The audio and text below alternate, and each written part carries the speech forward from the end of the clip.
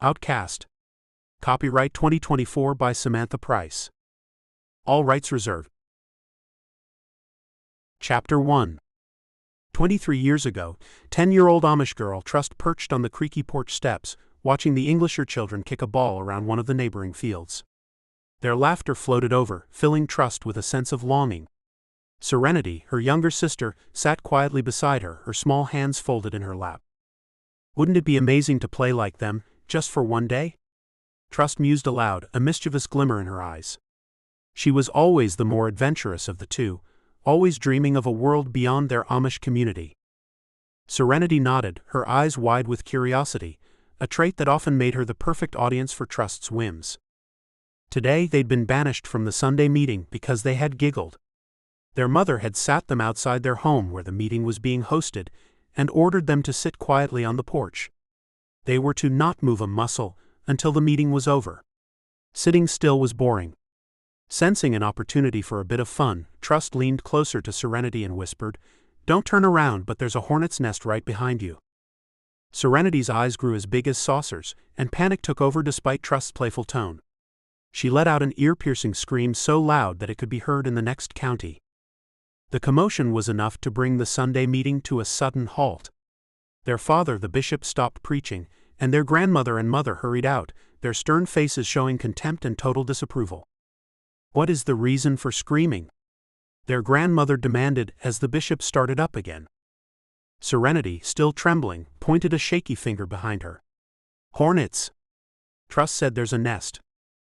Their mother quickly scanned the area, finding nothing. She turned, her gaze hardening as she looked at Trust. "Again with your stories, Trust? There are no hornets here." Trust, undeterred by the scolding, flashed a defiant grin. "I saw a hornet. One flew past. There was a nest, but all the hornets must have gotten hold of it and flown off with it when we weren't looking. They can do that, you know." "This is not the time for your lies, especially not on a Sunday. You should be ashamed of yourself," their mother scolded, shaking a finger in front of Trust's face. Trust pouted. "I didn't mean any harm." "You never do," her mother shot back. "She did see a hornet," Serenity said, doing her best to help her sister. Their grandmother sighed. "You'll both get your punishments when the meeting is over. Sit quietly until the end or you'll both get double punishments." When their grandmother went inside, their mother leaned close to them. "With your father being the bishop, we must set an example for others. Do you see any other children misbehaving today?" Trust shook her head. "Not yet." "You're an embarrassment, Trust. And you're dragging young Serenity down with you." With a final admonishing look, their mother retreated into the house. Trust slumped back onto the step, her rebellious spirit slightly dampened but not defeated. "Sorry, Trust. I thought there was a nest," Serenity murmured. "That's why I screamed." Trust's gaze drifting back to the field where freedom seemed too far away. "It's all right. We'll have our fun someday." And with that they sat in silence, the sounds of the meeting behind them, a stark contrast to the world of play and laughter just beyond their reach. Serenity shifted restlessly on the porch step, her gaze lingering on the distant field. "These meetings last forever. We'll be sitting here until the cows come home. I'm bored. Let's think of a game." "I've got a better idea than a game." With a daring grin she stood up, her eyes alight with the thrill of rebellion. "Come on, let's go. If we're back before the meeting ends, they'll never know we were gone." Before Serenity could speak, Trust darted off the porch, her feet carrying her swiftly toward the field. Serenity, torn between loyalty to her sister and fear of reprimand, hesitated, watching Trust's retreating figure. Trust, realizing she was alone, paused and looked back. "Serenity," she called in a hushed tone. "Don't just sit there. It's now or never." After a moment's internal struggle, Serenity's desire for adventure overcame her apprehension. She hurried after her sister, her heart pounding with nervousness. Together they reached the field, their laughter mingling with the carefree shouts of the Englisher children. They paused momentarily, absorbing the freedom that lay before them. Then, with a shared look of mischief, they plunged into the thick of it. Trust, leading the way, twirled and danced through the tall grass, her hands reaching toward the sky. Serenity followed, her initial hesitance melting away as she embraced the moment's joy. They both kicked off their shoes and ran as fast as they could through the field, as wild and free as the wind. Giggling, they chased each other, weaving between patches of wildflowers and darting around trees. Afterward they sat down and had a rest. Trust noticed some daisies, so leaned over and plucked some, and proceeded to show her sister how to make daisy chains. She then made a daisy crown, and placed it atop her sister's head with a flourish. Serenity's laughter rang clear, a sound rarely heard within the confines of their strict upbringing. For a brief time they forgot about where they were supposed to be. They were just two sisters reveling in the simple pleasure of being young and alive. Trust glanced back toward their house. "We should head back before they notice we're gone." With a shared nod they found their shoes and made their way back to the porch, but before they got there, the people started coming out of the house. That meant the meeting was over. They picked up their pace, but they weren't fast enough. Trust's heart sank as the familiar figures emerged. She grabbed Serenity's hand to help her run faster, but their small window of unnoticed absence closed rapidly. They reached the edge of the porch, a mere breath away from blending into the dispersing crowd, when their mother's sharp gaze cut through the sea of people. With a stern shake of her finger she marched toward them, her disappointment as palpable as the summer heat. Wordlessly, their mother escorted them away from the gathering, their heads bowed not in prayer but in silent admission of their misadventure. The usual post-meeting fellowship, filled with shared meals and lively conversations, was denied to them. Instead they were sent immediately to their shared room, the door closing with a soft but final click. The room, usually a haven, now felt like a cell. "They'll be deciding our punishments," Serenity murmured, sitting on the edge of their bed. Trust nodded, her mind racing for a way to shield her sister. "I'll tell them it was all my fault. It was because I talked you into it." Serenity shook her head, her eyes reflecting a wisdom beyond her years. "It won't make a difference. They never believe you." They sat silently, the weight of impending discipline heavy in the air. "We were free, Serenity. We were free for about an hour. Wasn't it worth it?" A small smile hinted around Serenity's lips. "Yeah. It was so very much worth it." The door creaked open and their grandmother stood there, a stern matriarch whose presence pulled the warmth from the room. Her eyes, sharp and unyielding, fixed upon Trust and Serenity, who sat, the very picture of repentance, on the edge of their shared bed. "You have disgraced yourselves and our family. You must set an example above everyone else, with your father being the bishop," she began, her voice carrying the weight of disappointment and unspoken threats of consequence. "I see the spirit of defiance in your eyes, Trust. It's the same look that your Uncle Pete had when he went on his own wayward path, and I will not watch another of my kin go down that road." Trust swallowed hard, the unfair comparison tightening like a noose around her spirit. Serenity, her eyes wide with fear and curiosity, piped up, "Who is Uncle Pete?" The older woman's gaze snapped to Serenity, and she silenced her with a swift motion of her hand. "That is family business, not for the likes of little girls to worry their heads over." Turning her attention back to Trust, she continued, "You think you can be playful, behave like the children of outsiders, but mark my words, child, such thoughts are the first steps to ruin. You think it's fun now to neglect your duties and sneak off and play, but what will you think when you're an adult with no sense of responsibility or standing in the community? You'll be no good, just like him." "We won't do it again," Serenity said. "Narrow is the path to righteousness." The room seemed to grow colder with their grandmother's every word. "You stand at a crossroads, both of you. Down one path lies the order and peace of our ways, the other lies chaos and disgrace. If you continue to entertain these wild urges, you'll both amount to nothing. You'll be shunned, not just by us but by the whole of society. You might end up in jail. Is that what you want?" They both hung their heads and murmured no. Her words hung heavy in the air, a suffocating blanket of inevitability. "Mend your ways or suffer the consequences. The choice is yours, but remember, our patience is not endless." With that final chilling declaration, she left as abruptly as she had entered, leaving behind a silence that was not peaceful, but instead filled with the echoes of her harsh warnings. Trust and Serenity's eyes met, a silent exchange of worry and wonder passing between them. Trust's brow furrowed as she pondered the mention of the mysterious Uncle Pete, her mind racing with imagined stories of this unknown relative. "Who's Uncle Pete?" Serenity whispered. "Dunno," Trust admitted, her usual boldness dimmed after their grandmother's ominous lecture. "But she made it sound so serious, like he's really bad." I wonder what he did. She said jail. Is Uncle Pete in jail? I have no idea. Serenity pulled her knees up to her chest, wrapping her arms around them. Are they going to hit us? Trust looked at her younger sister, her protective instincts flaring. I'm not sure. Probably. Will we be like Uncle Pete when we grow up? Serenity asked. No. We just wanted a bit of fun, that's all. We're not bad.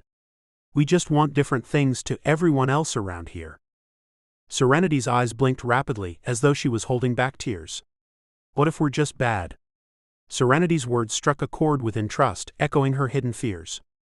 Trust wanted to dismiss their grandmother's harsh words, to laugh them off as she did with most things. But the seed of doubt had been planted long ago, and it was growing, watered by the stern looks and sharp words that had followed them all their lives. We can't think like that, Trust finally said. Good or bad, it's not that simple. We make mistakes, sure. But that doesn't mean we're bad through and through. It's like those quilts Ma'am makes. Serenity tilted her head, confusion momentarily replacing her worry. Trust continued the analogy, forming images in her head as she spoke. Each patch might not be perfect. Some are frayed or a bit faded. But when they're all sewn together, they make something beautiful.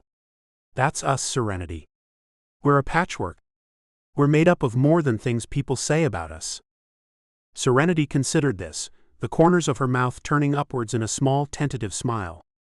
I guess that means we have to start making some good patches so there are more good ones, yeah? Yeah, that's right. Trust agreed with a nod. We're not going to be like Uncle Pete, whoever he is. Chapter 2. 2 years had passed, and the community had been gathered for their usual Sunday meeting, until Elder Schmidt's voice shattered the calm. Trust found herself ordered to stand at the front of the room in front of everyone. Her hands hung limply at her sides, blood draining from her face as every eye bore into her, wondering what she'd done now. The money we collected to rebuild Mrs. Etchler's house after it burned down, it's gone, thundered Elder Schmidt through the congregation's silence. Murmurs rippled across the room. And we have reason to believe, the elder's gaze narrowed, landing pointedly on Trust, that someone among us who has a history of mischief may be responsible. The room erupted in whispers, like the hissing of 100 snakes. With each beat, Trust's heart pounded in her chest. She wanted to scream her innocence, to declare her integrity to the room, but the words were like stones in her throat, heavy and immovable. Her mother's face was a portrait of distress.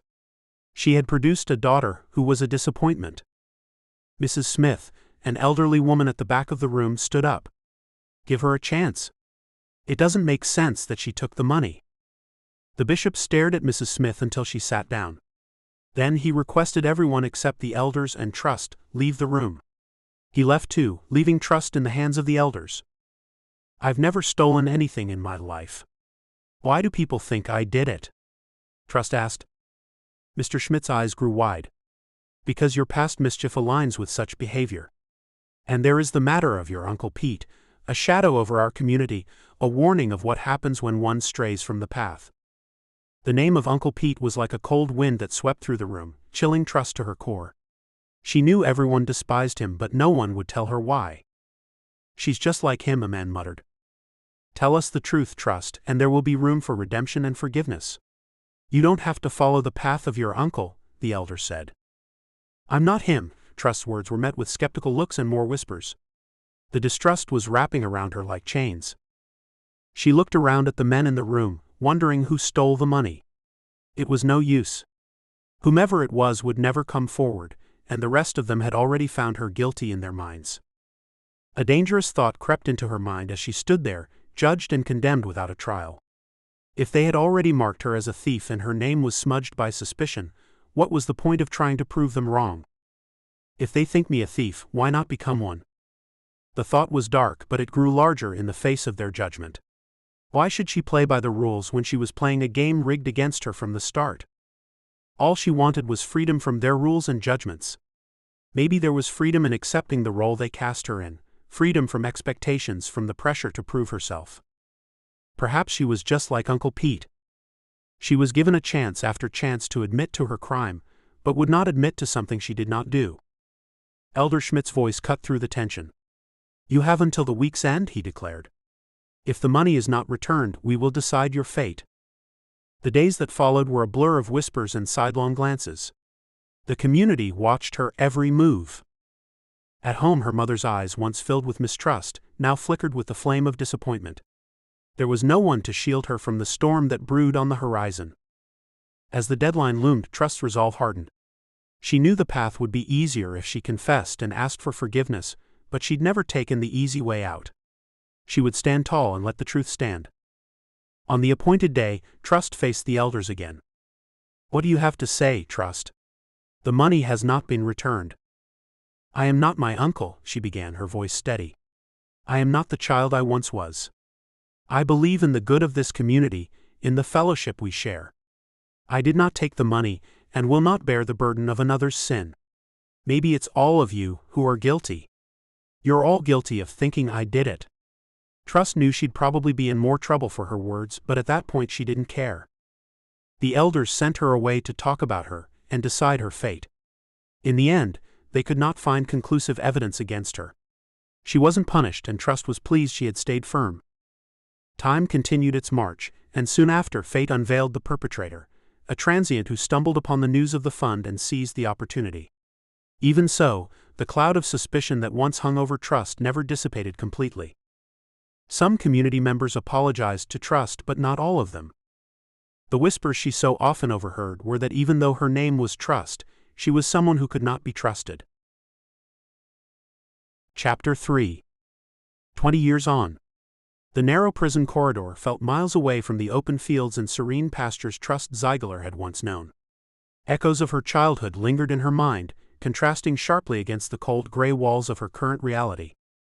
In a flash she was back with Serenity, after they'd escaped from their Saturday chores and found a patch where wild blueberries thrived, their tiny fingers staining with the juice as they popped the sweet berries into their mouths. Trust was jolted back to the present when she inadvertently collided with the inmate in front.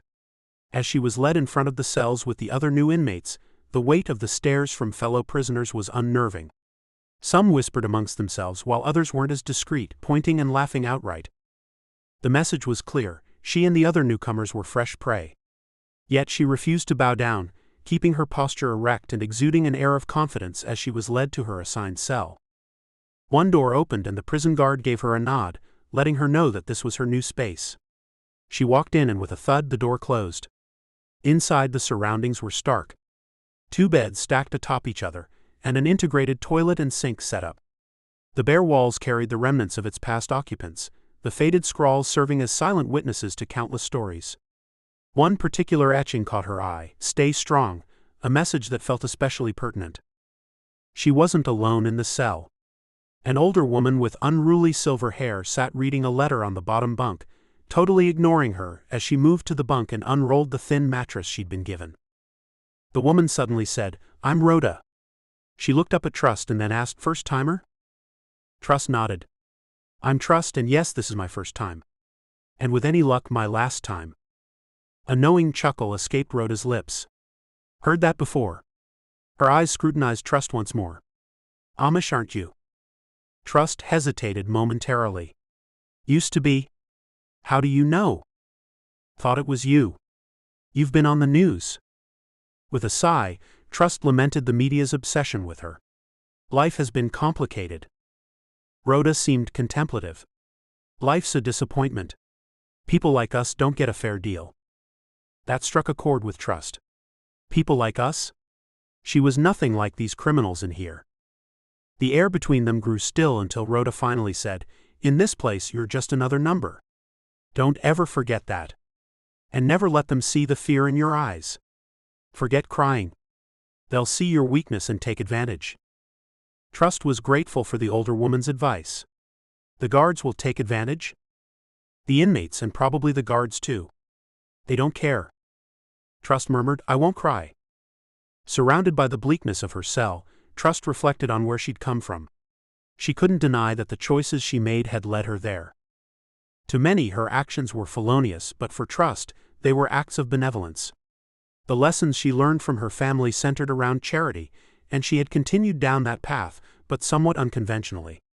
She stole from the wealthy and redistributed to those in need.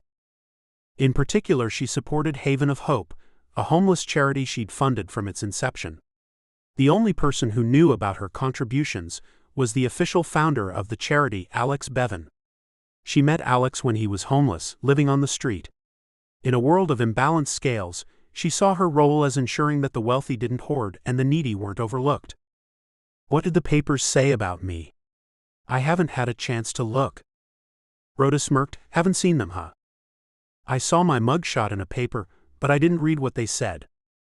They dubbed you the silent jewel thief and other fancy names. It feels posh to share a cell with someone so famous." Running her fingers over the stark bunk, Trust wondered how she'd get any sleep. "And what's your story?" A hard glint entered Rhoda's eyes. "Assault and battery. But believe me, it was well-deserved. I never harmed no one who didn't have it coming." Trust's mind wandered briefly, pondering if most inmates believed in their own innocence. Breaking the brief lull, Rhoda continued, "At the end of the day, it ain't just about actions but intentions. You stole for whatever reasons. Me? I protected the one I cherished the most." Rhoda went on to tell her that she'd been protecting herself and her daughter from an abusive partner. The ensuing revelation gave Trust a newfound perspective on her cellmate. They were both products of circumstances, forced into decisions by the world's harsh realities. "Life rarely deals a fair hand," Trust remarked. "It's run by the rich for the rich. Once you give someone a bad name, deserved or not, it sticks." Rhoda sighed, her eyes distant. "You got that right." The haunting melody of the prison's everyday life continued unabated in the background.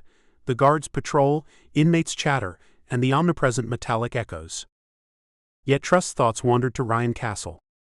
He was the reason for her capture. He had been her undoing, the bane that ended her career.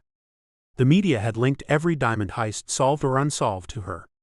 While she was responsible for many, she wasn't behind them all.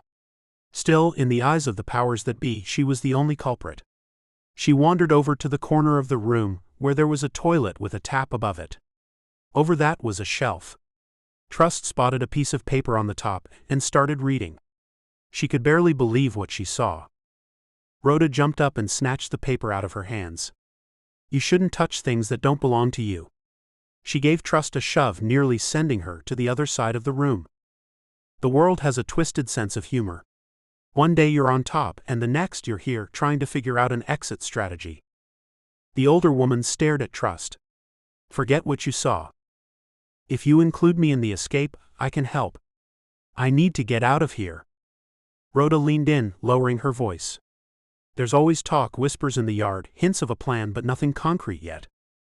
"That was a map with a plan. I know what I saw." "You've got an escape plan?" Rhoda huffed. "If I did, I wouldn't be stuck in here, now would I? Nah, what you saw is just a few sketchy ideas. Okay?" Trust nodded. "If you hear of anyone planning anything, can you let me know? I break into things, so surely breaking out of somewhere can't be that hard. I'd be an asset." Rhoda was quiet for a while. "No one's going to trust you. You're new in here." "So you are planning something?" Trust asked. "I didn't say that." Trust had to find out what was going on. Chapter 4. The abrasive sound of the wake-up alarm echoed through the prison corridors, setting the tone for the day's grueling routine. Trust stirred, brushing away memories of her usual lazy morning routine. "Time to get up, Sleeping Beauty." Rhoda's sharp voice cut through the semi-darkness. With a groan, Trust turned over. "You could be a bit quieter." Rhoda chuckled. "This ain't a five-star hotel, sweetheart. Gotta get a move on." Rising, Trust blinked back the fatigue. Rhoda was right. Trust had enveloped herself in luxury upon leaving her Amish community. "Another day in paradise," Trust muttered. "Your first full day in paradise." Rhoda's silhouette, backlit by the dim light from the corridor, loomed over her. As the years had chiseled her physically, prison life had most likely hardened her demeanor. "5 more minutes and then I'll get up." "In here you don't get that." Trust sat up, swung her legs over the bunk and jumped off, her feet touching the cold cement floor. She rubbed her eyes, and as she did so, the memories of seeing Rhoda's escape plan flashed through her mind. Stretching her limbs, Trust shot a look at Rhoda. "I'm up, happy?" "As long as you don't slow me down," Rhoda replied almost dismissively. However, there was a slight softening in her eyes that wasn't there before, and Trust caught it.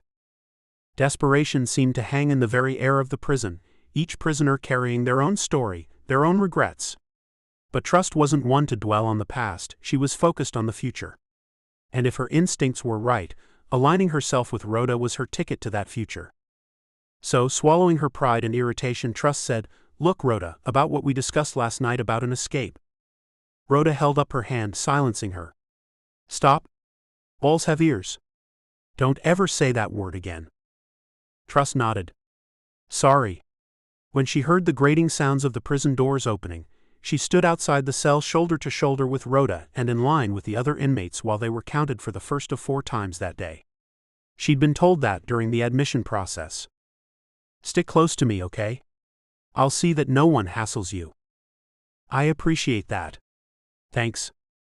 You've got a lot to learn. The first thing you gotta learn is to keep your trap shut." Trust nodded. "Got it." After a prison guard yelled, Trust and the other inmates fell into a single line heading to breakfast. Upon entering the long narrow hall, Rhoda told her she could sit with her. The sight of the unappetizing powdery scrambled eggs instantly soured her appetite, but there was little else, so she grabbed a tray. After she was introduced to the women at Rhoda's table, she sat down. She picked at a piece of her bread, then glanced around. "Who wants my eggs?" Rhoda's elbow found its way to Trust's side. "Don't be handing stuff out," she hissed. "I'm not hungry," Trust protested. A friend of Rhoda's commented, "Better eat up. Got to keep up your strength in here." But another quickly reached over. "I'll take what you don't want." Trust passed the plate over and then leaned close to Rhoda and whispered, "Won't happen again." She guessed Rhoda's friends were in for the long haul, their faces etched with years of confinement. They barely spoke this morning, and Trust's curiosity got the better of her. One of the women at the table started rattling off what crimes they were in for, almost as though she was trying to impress Trust. Trust, always one to push boundaries, leaned forward. "Why's everyone so quiet today? Is this normal?" The most petite of the group leaned toward Trust, her voice barely audible. "Rhoda says you talked about escape. Before you got here, we had a friend, Tina. She was desperate to get out. Tried to scale the wall half a year ago. They shot her." Trust's gaze dropped to the inky swirls of her subpar coffee. She tried to feign sadness over a probably fictional person called Tina. "I'm sorry to hear that," she murmured, her mind racing with implications. It was becoming increasingly clear that all these women were in on an escape plan. They didn't want her involved in their scheme. But she wouldn't be deterred so easily. The same woman continued, "You'll adjust to the realities of this place." Trust exhaled sharply. "There has to be another way." Meeting the stony faces of the women around her, she added, "Has anyone even thought about escaping? Any ideas?" Rhoda interjected, "Enough, Trust. After Tina, that's a touchy subject." "You should find something to keep you occupied," one of the group chimed in. "It makes things in here more bearable." Trust mustered a thin smile, determined to earn their trust. "I've applied for a job in the kitchen." Her mind had already noted the possible advantages: access to potential tools and a view of the delivery routines. "Sadly, there's a wait." "How about the laundry area?" another inquired. Trust gave a nod.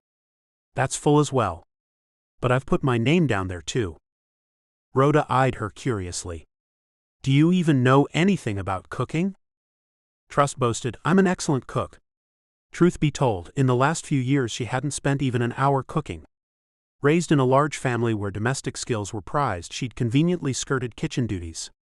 Thanks to her younger sister, who often covered for her, she'd managed to avoid the watchful eyes of their traditional mother.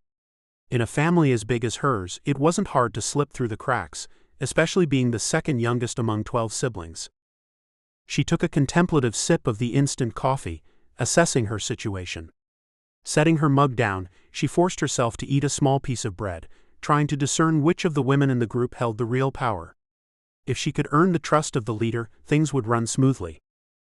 After observing the dynamics, her eyes settled on the petite woman adorned with numerous dark braids, Anita.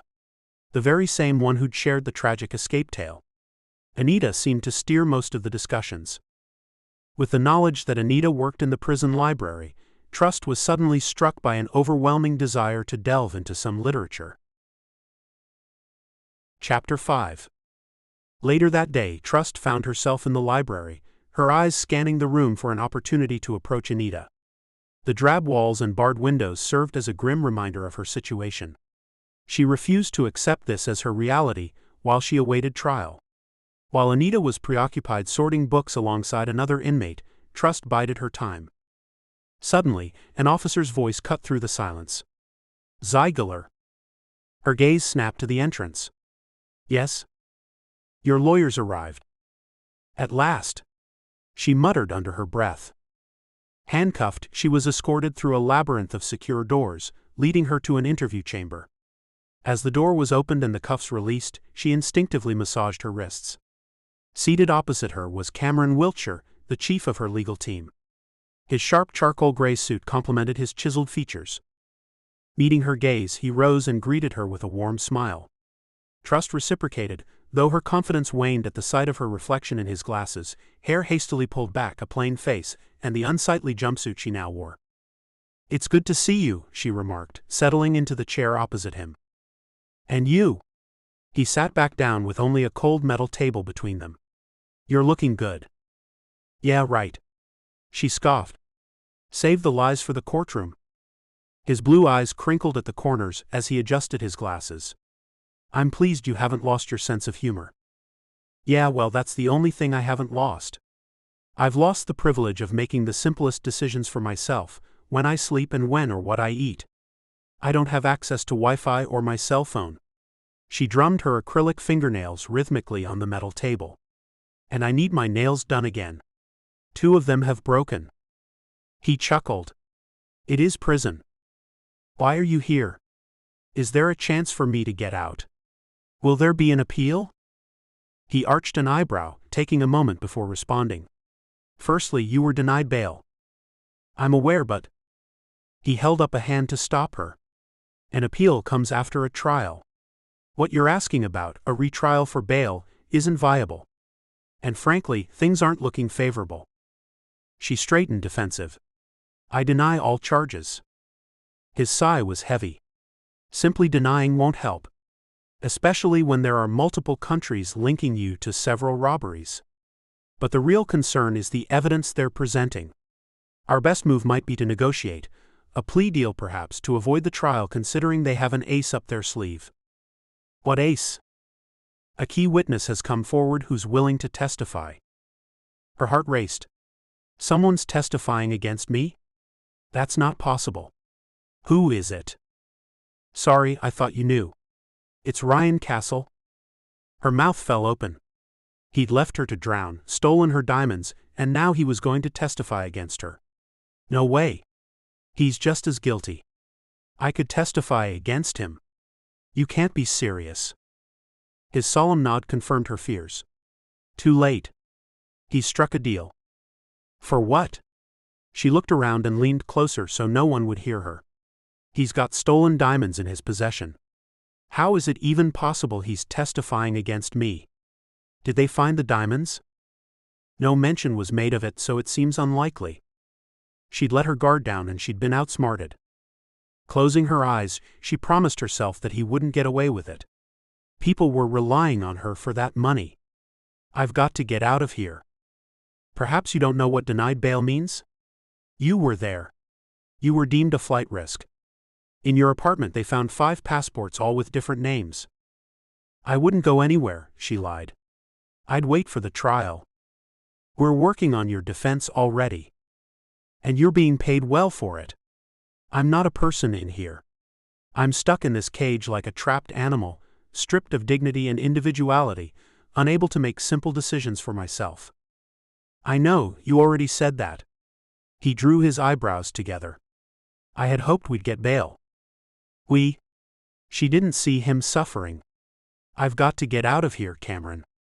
We can't do anything. We've got no grounds to ask for another bail hearing. There's too much media focus on you. There would be an outrage if you got back on the streets. You've made some enemies of people in high places. Lay low for a while. What if I plead guilty? I wouldn't advise it. The best thing is to wait it out. She had an overseas bank account they knew nothing about. There was enough for her to live on and create a new identity. The media's all over this, he began, amusement evident in his voice. You've become a sensation. Journalists are vying for an exclusive, and a prominent writer's keen on penning your memoir. He took a folder out of his suitcase and pushed forward a piece of paper. This is their offer. She raised an eyebrow. I'm not doing a memoir. I'm too young for that. For a moment, she felt the weight of her situation. Tell them no. She pushed the paper back at him. He smiled as he put the folder back in his briefcase. I knew you'd refuse that. You have to admit, your story is extraordinary. An Amish bishop's daughter turning into the most enigmatic international jewel thief? It's the stuff of legends. Not only that, there's a rumor you give to the poor. That makes you a hero to many. She shrugged. I wouldn't go that far. But you were impeccable. No traces, swift, always ahead of the game. You were like a ghost. A myth. His voice carried a hint of admiration. There'll be a movie done about you for sure. For a split second, she wondered if he'd be an ally in her escape plans. Reading his professional demeanor, she quickly dismissed the thought. But her sister, on the other hand, had never said no to any of her crazy schemes. The media have mentioned hefty sums for a tell-all interview, but I've declined every offer, he told her. Good call. Her gaze darted to the papers spread out before him. What else can you share? No interviews, I made sure of that, he stated. She huffed, crossing her arms. I appreciate it. Now we need your cooperation to build a solid defense. With a wave of her hand she countered, of course. You'll have it. No one wants me out of this place more than I do. If things went to plan, she'd be out way before then. Every moment she was locked up was a moment Ryan was free, possibly seeking a diamond buyer. Thankfully she had kept some secrets close, never revealing her most valuable contacts. He raised an eyebrow. The preparation will likely consume every bit of that time. Exasperation lined her voice. Isn't there a way to expedite things? Some influence you can wield? He only shook his head in response. It's all so unjust, she muttered, tapping her chipped nails against the table's cold surface. We need to strategize, he interjected, adjusting his glasses once more. As he bent down to retrieve a notepad from his briefcase, he added, We need every detail from you to stand a fighting chance. I'll tell you everything. Have you been in touch with Serenity? Trust's voice wavered with anxiety. He offered a reassuring smile. Yes, I spoke with her today. She's arranged to see you. She'll be here tomorrow. A faint smile touched Trust's lips. Good. I thought you'd be pleased. As he continued outlining their legal strategy, a sinking feeling of despair enveloped Trust. It was as if the walls were closing in, and she was the scared little girl she once was. Images of her strict Amish upbringing swirled in her mind, the chastising voices echoing the same old refrains. You're a bad seed. You're good for nothing. When Mrs. Etchler's fundraiser money had disappeared, the accusing glares were all directed at her. It was like a recurring nightmare. Her grandmother's accusations had become a prophecy in the eyes of their community. Subjected to punishment and whispered judgments, Trust was labeled light-fingered and just like Pete, a brand she wore unwillingly for years. Leaning back, Cameron stared at her. I've never asked you this, but with your intelligence and looks, you could have pursued any path. Why stealing? She hesitated, then whispered, I call it redistributing wealth. She thought back to that fateful day at 16. Immersed in the Amish community, a day at the market had changed everything. Alone she had wandered the main street of town when fate presented an irresistible lure. A stylish woman dropped her pocketbook. Trust's impulse had her snatching it up. Looking inside, the gleam of a diamond ring and wads of cash inside made her feel like she'd stumbled upon a hidden treasure. What to do? The woman in her expensive clothes looked like she had more than enough. Trust had just passed a man begging for food. Her family already thought she was a thief, so it seemed the only natural thing to do. She tucked the ring into the covert pocket in her apron. She hastened after the woman, returning the pocketbook with nearly all of its contents intact. The woman's relief was evident, and she generously offered Trust a $20 bill as gratitude. Trust promptly accepted. As Trust watched the affluent woman walk away without even checking for the ring, she knew she'd done the right thing. She wouldn't even miss it. She went back and gave the homeless man the 20 and then sprinted off in the opposite direction, seeking shelter in a secluded alleyway. Hidden away, she pulled out the diamond ring and marveled at its beauty. Even in the shadows, the diamond sparkled brilliantly, casting multicolored rays. She felt a thrill unlike any other, a rush of adrenaline. For the first time, she felt invincible. "Hey!" Trust jumped and held the ring tightly in the palm of her hand. She relaxed slightly when she saw it was just the homeless man walking toward her. "Thank you. No one ever gives me this much money." He put out his mittened hand, and she shook it. "I'm Alex Bevan, and because of you I'll be able to eat today and tomorrow. I haven't had food in days." Having a better look, she saw the man was much younger than she had first thought. "I'm Trust." Curiosity got the better of her. "If you don't mind me asking, how did you end up like this?" "I've grew up in the foster system. I ran away years ago. Now I've got no ID, so I can't get a job, and forget finding a decent place to live with no money." "No birth certificate or social security card?" Trust asked. "Nothing. Went back to my foster home recently and the family had moved. Nothing can be done." He shook his head. Trust felt so sorry for him. As miserable as her life was sometimes, even she had a roof over her head. "But can't someone help you?" "You'd think so, but it just goes around in circles. I'm not the only one." "How many other people are like you?" Trust asked. "In this town? Too many to count. It doesn't take much to fall out of the system, fall between the cracks of society." Trust bit her lip, feeling sorry for all those people. "How can I help?" He smiled at her. "You're just a girl." He held the money up. "I do appreciate this." He started to walk away. "Wait. Don't go." He turned around and Trust showed him the ring. "I found this. I'll sell it and give half to you. You can share it with your homeless friends. Then I'll be back. I give you my word that I'll help you all." He laughed. "I won't hold you to it, but thank you. I'll take your generous offer." She had parted with that ring, handing it over to Merrick Vale, who back then ran a modest pawn shop with a focus on jewelry. Merrick emerged as a crucial ally in her early undertakings. Since those days, Merrick's fortunes had significantly advanced. At that time she was green, unfamiliar even with the concept of a fence, someone who discreetly circulates stolen items, or the shadowy realm she had inadvertently entered. In Merrick she discovered both a guide and a way to monetize her loot. He possessed an adept understanding of the murky depths of the jewelry and antiquities market. From the money she got from that ring, she funded her first adventure away from the Amish. Alex Bevan became a firm friend, and together they'd come up with a crazy notion. They would create a charity for homeless and disadvantaged people. That goal came true 4 years later when they founded the Haven of Hope. Trust had managed to get Alex an ID, and he was the legal founder while she was a secret contributor. As Trust reflected on her journey, she couldn't help but recognize the pivotal moment that had set everything in motion, the act of taking that ring. It was a deed that at the time seemed inconsequential in the grand scheme of her life. Yet that single act had created ripples, altering the trajectories of countless lives including her own. For years she had channeled the proceeds from her heists into the Haven of Hope. It was her way of redressing the balance, of taking from a world that had too much and redistributing it to those who had been given too little.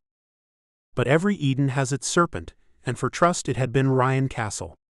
Just as she had contemplated leaving her life of adrenaline and shadows, he had slithered into her world, unraveling it thread by thread. "Trust, are you with me?"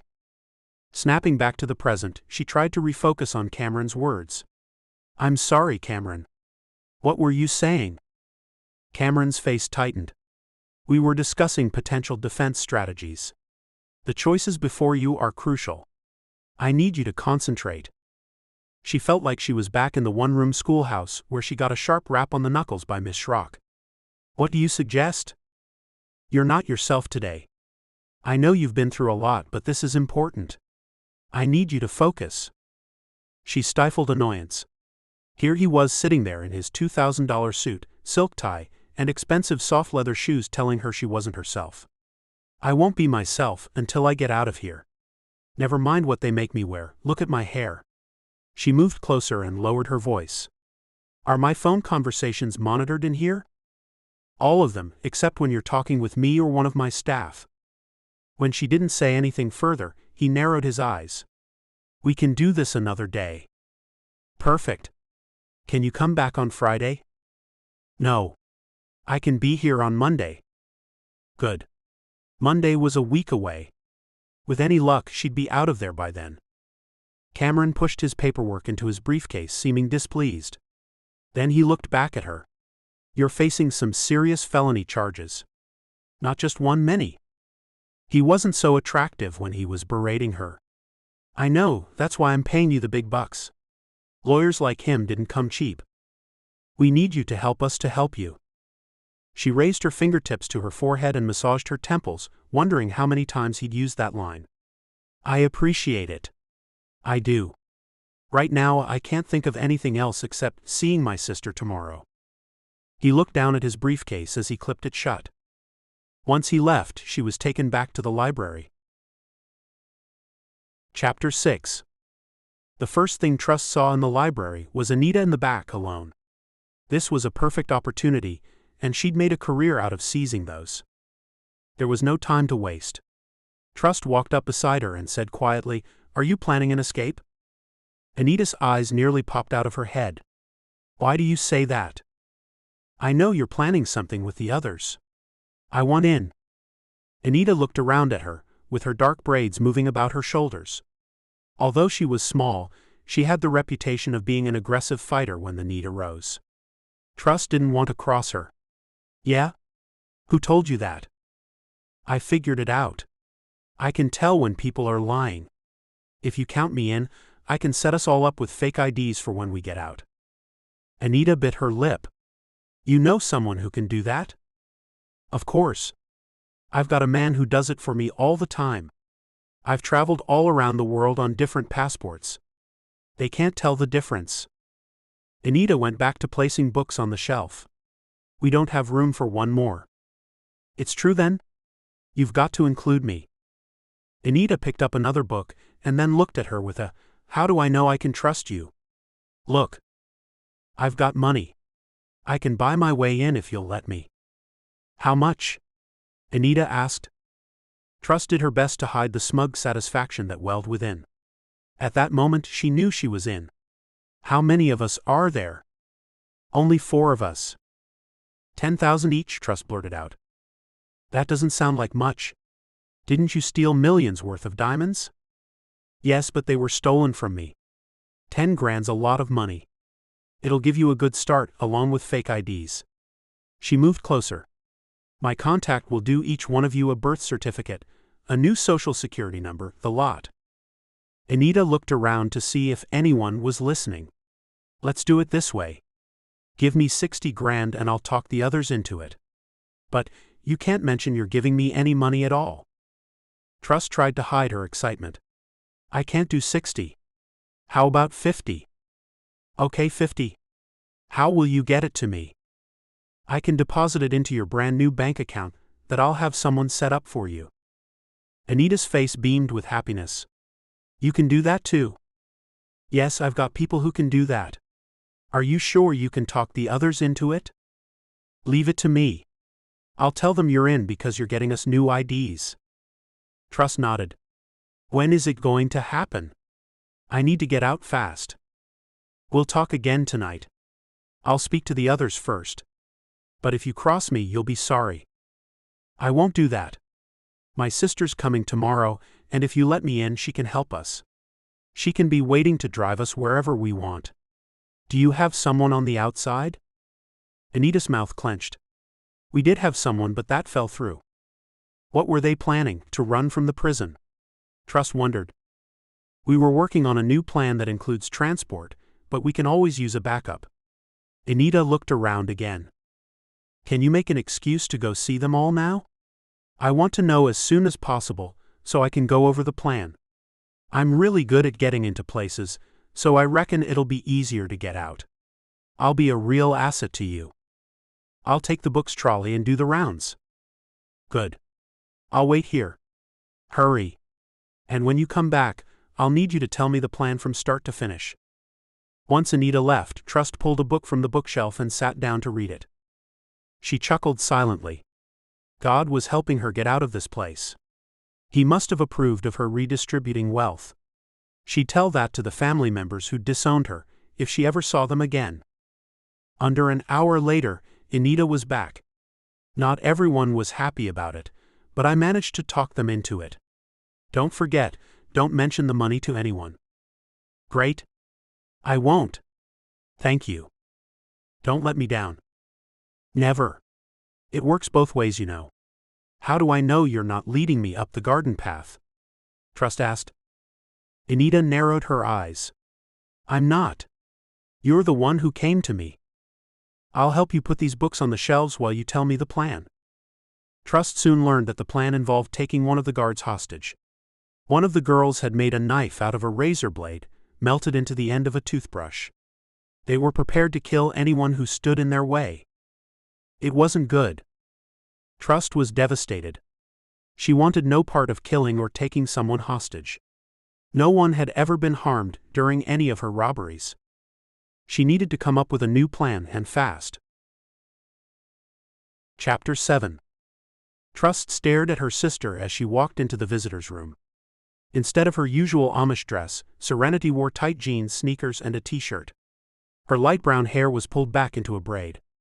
Trust wondered why Serenity wasn't in her Amish clothes. In the room, filled with other inmates and visitors, Trust knew the guards couldn't watch everyone closely. This was her chance to give Serenity the important note with a list of instructions. Serenity hadn't always followed Amish rules, hiding things like cell phones and makeup, dating boys from outside their community, and driving her friends' cars. Did you leave the Amish again? Trust asked quietly. No, I'll change before I go home, Serenity replied, acting as if it was no big deal. Trust hadn't seen her sister in over 2 years. Serenity hadn't changed at all, she still looked much younger than she was. She hadn't settled down like other Amish girls to marry and start a family early. Trust had so many questions. How did Serenity get here from their faraway home? Did she have a job or an Amish boyfriend waiting for her? But there wasn't enough time to ask everything. I need you to listen closely. At the right moment, I'm going to slide a slip of paper across to you, and you must put the paper in your shoe. When you get out of here, you must follow the instructions precisely. What is it about? I'm escaping, Trust whispered. Serenity's lightly freckled nose twitched. Can you do that? I'm about to find out. There are people you'll need to contact. You know them.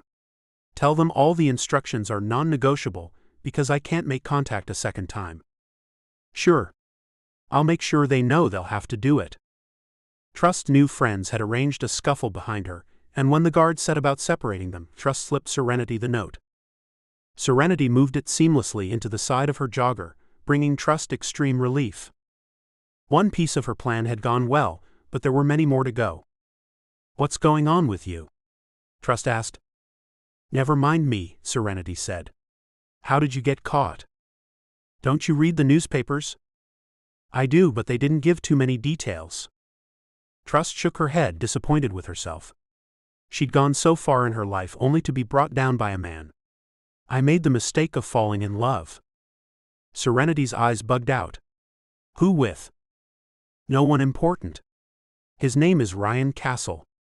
He stole from me, and then told the police I'd hidden some diamonds somewhere. He's obviously still got them. Now he's going to testify against me so he can get off. He's done some kind of a deal. He betrayed you. That's so awful. Exactly. Never trust a man, Serenity. They're not all the same. Trust narrowed her eyes. Don't tell me you're in love again. Not really. Well, there is one guy, two actually. Trust laughed, needing the distraction. Obviously he's an outsider, not Amish at all, and he's driven you here today. She gave her sister a wink. Serenity blinked rapidly. How did you know? It's not hard. Why don't you just leave the community once and for all? Her sister had no more respect for the rules than she'd had. The second guy is a new guy from a different community who moved here. Dad hasn't been well and Mom's getting older. Hey, we're all getting older. I am considering staying on in the community. Trust rolled her eyes. Just don't tell anyone you saw me, especially our folks. Hey, I'm not stupid. Trust looked around the room, not wanting to give a second thought or one speck of sympathy to the parents who treated her so harshly. Her own father had officially shunned her. You look exactly the same as when I last saw you. Trust was pleased to hear it. You too. I thought you'd look bad or malnourished. I haven't been here long enough for that. What are they saying about me at home? Serenity shook her head. You don't want to know. Tell me. They're saying they were right about you because you turned out like Uncle Pete. Trust huffed. I wonder if he actually exists, or he's just someone they use to hang over our heads. Just forget them. They don't understand you. They never have, so they're not going to start now. That's true. I've been trying to find out more about Uncle Pete. Don't bother. They probably just made him up to torture me. The time with Serenity ended too quickly. It broke Trust's heart when Serenity had to see her led away like a common criminal with the other inmates. Chapter 8. Escape day came 1 week later. Trust woke with a start, not knowing where she was. Then it all came flooding back like a dam busting through its walls. Today had 3 possible outcomes. She'd either escape, be killed, or end up in solitary. Even though she was a thief, she was not a murderer and didn't want to see harm come to anyone. It made her sick to the stomach that Rhoda and her friends were still planning to take a hostage and were prepared to kill for their freedom. The women had planned to make their move just after the mid-afternoon head count. Until then, all Trust had to do was lay low. When everyone lined up to be counted that afternoon, Trust made sure she was standing next to Zora, a known and disliked snitch without one single friend. Once the head count was over, Trust whispered to Zora, "It's a shame about Bulldog." Bulldog was the nickname of the guard the women had planned to take hostage and then kill, if they had to. Zora squinted her dark eyes as she looked up at her. What do you mean? Haven't you heard? There's going to be a hostage takeover any minute. One of the girls has a gun. It's happening soon. The gun part was a lie, but she knew Zora would believe it. Zora's eyes nearly crossed at the news and she hurried away. There were only minutes left and Trust had to get out to the yard for her plan to work. Rhoda grabbed her by the arm. Why were you talking to her? She's onto us. She heard something, and I had to tell her she was mistaken. Rhoda's jaw hung open, her shock evident. This is bad. We need to act now. With urgency she dashed off, likely expecting Trust to keep up. However, Trust veered the other way, making for the door leading to the courtyard. Only one door and one guard stood between her and the next step. She bided her time, then commotion erupted. The distraction worked, a whistleblower had tipped off the guards. The door guard drew her weapon and stepped away from her station. Trust, positioning herself strategically, was bumped by the guard in the fray. In that moment she swiped the guard's keys only to be shoved aside roughly. Trust hit the floor hard but clutched the keys tightly in her hand. A lockdown was imminent, but now she had a chance. She bounded to her feet and headed to the door. A quick look at the lock and she knew which key opened it. After unlocking it, she slipped through the door, and just as it clicked shut behind her, sirens blared. Trust was now outside, nearly free. Looking up, she strained her ears, hoping her sister had got the right messages to the right people. Inside, the riot was growing louder, and then an alarm cut through the noise signifying the full lockdown. Come on, she muttered, her anxiety making her shift her weight back and forth. And then there it was. A helicopter, just as she'd planned. She had counted on the guards being too busy with the inmates to notice her escape, but hadn't taken into account the guards on the wall. Trust's heart sank. Would the helicopter leave? But no, the helicopter was firing back. That wasn't part of the plan. She hadn't wanted violence. The roof was now her only chance. She had indicated the western side, perhaps they expected her to be on the roof. Spotting a drainpipe, she climbed with desperate speed as if climbing for her life. Reaching the top, she found the helicopter descending toward her. Gunfire ceased because the helicopter was now shielded from the guards below. To Trust's surprise, she saw a rope lowering as the helicopter hovered in place. Was she going to have to hang onto a rope, a single rope? Her plan had involved the helicopter landing, not this.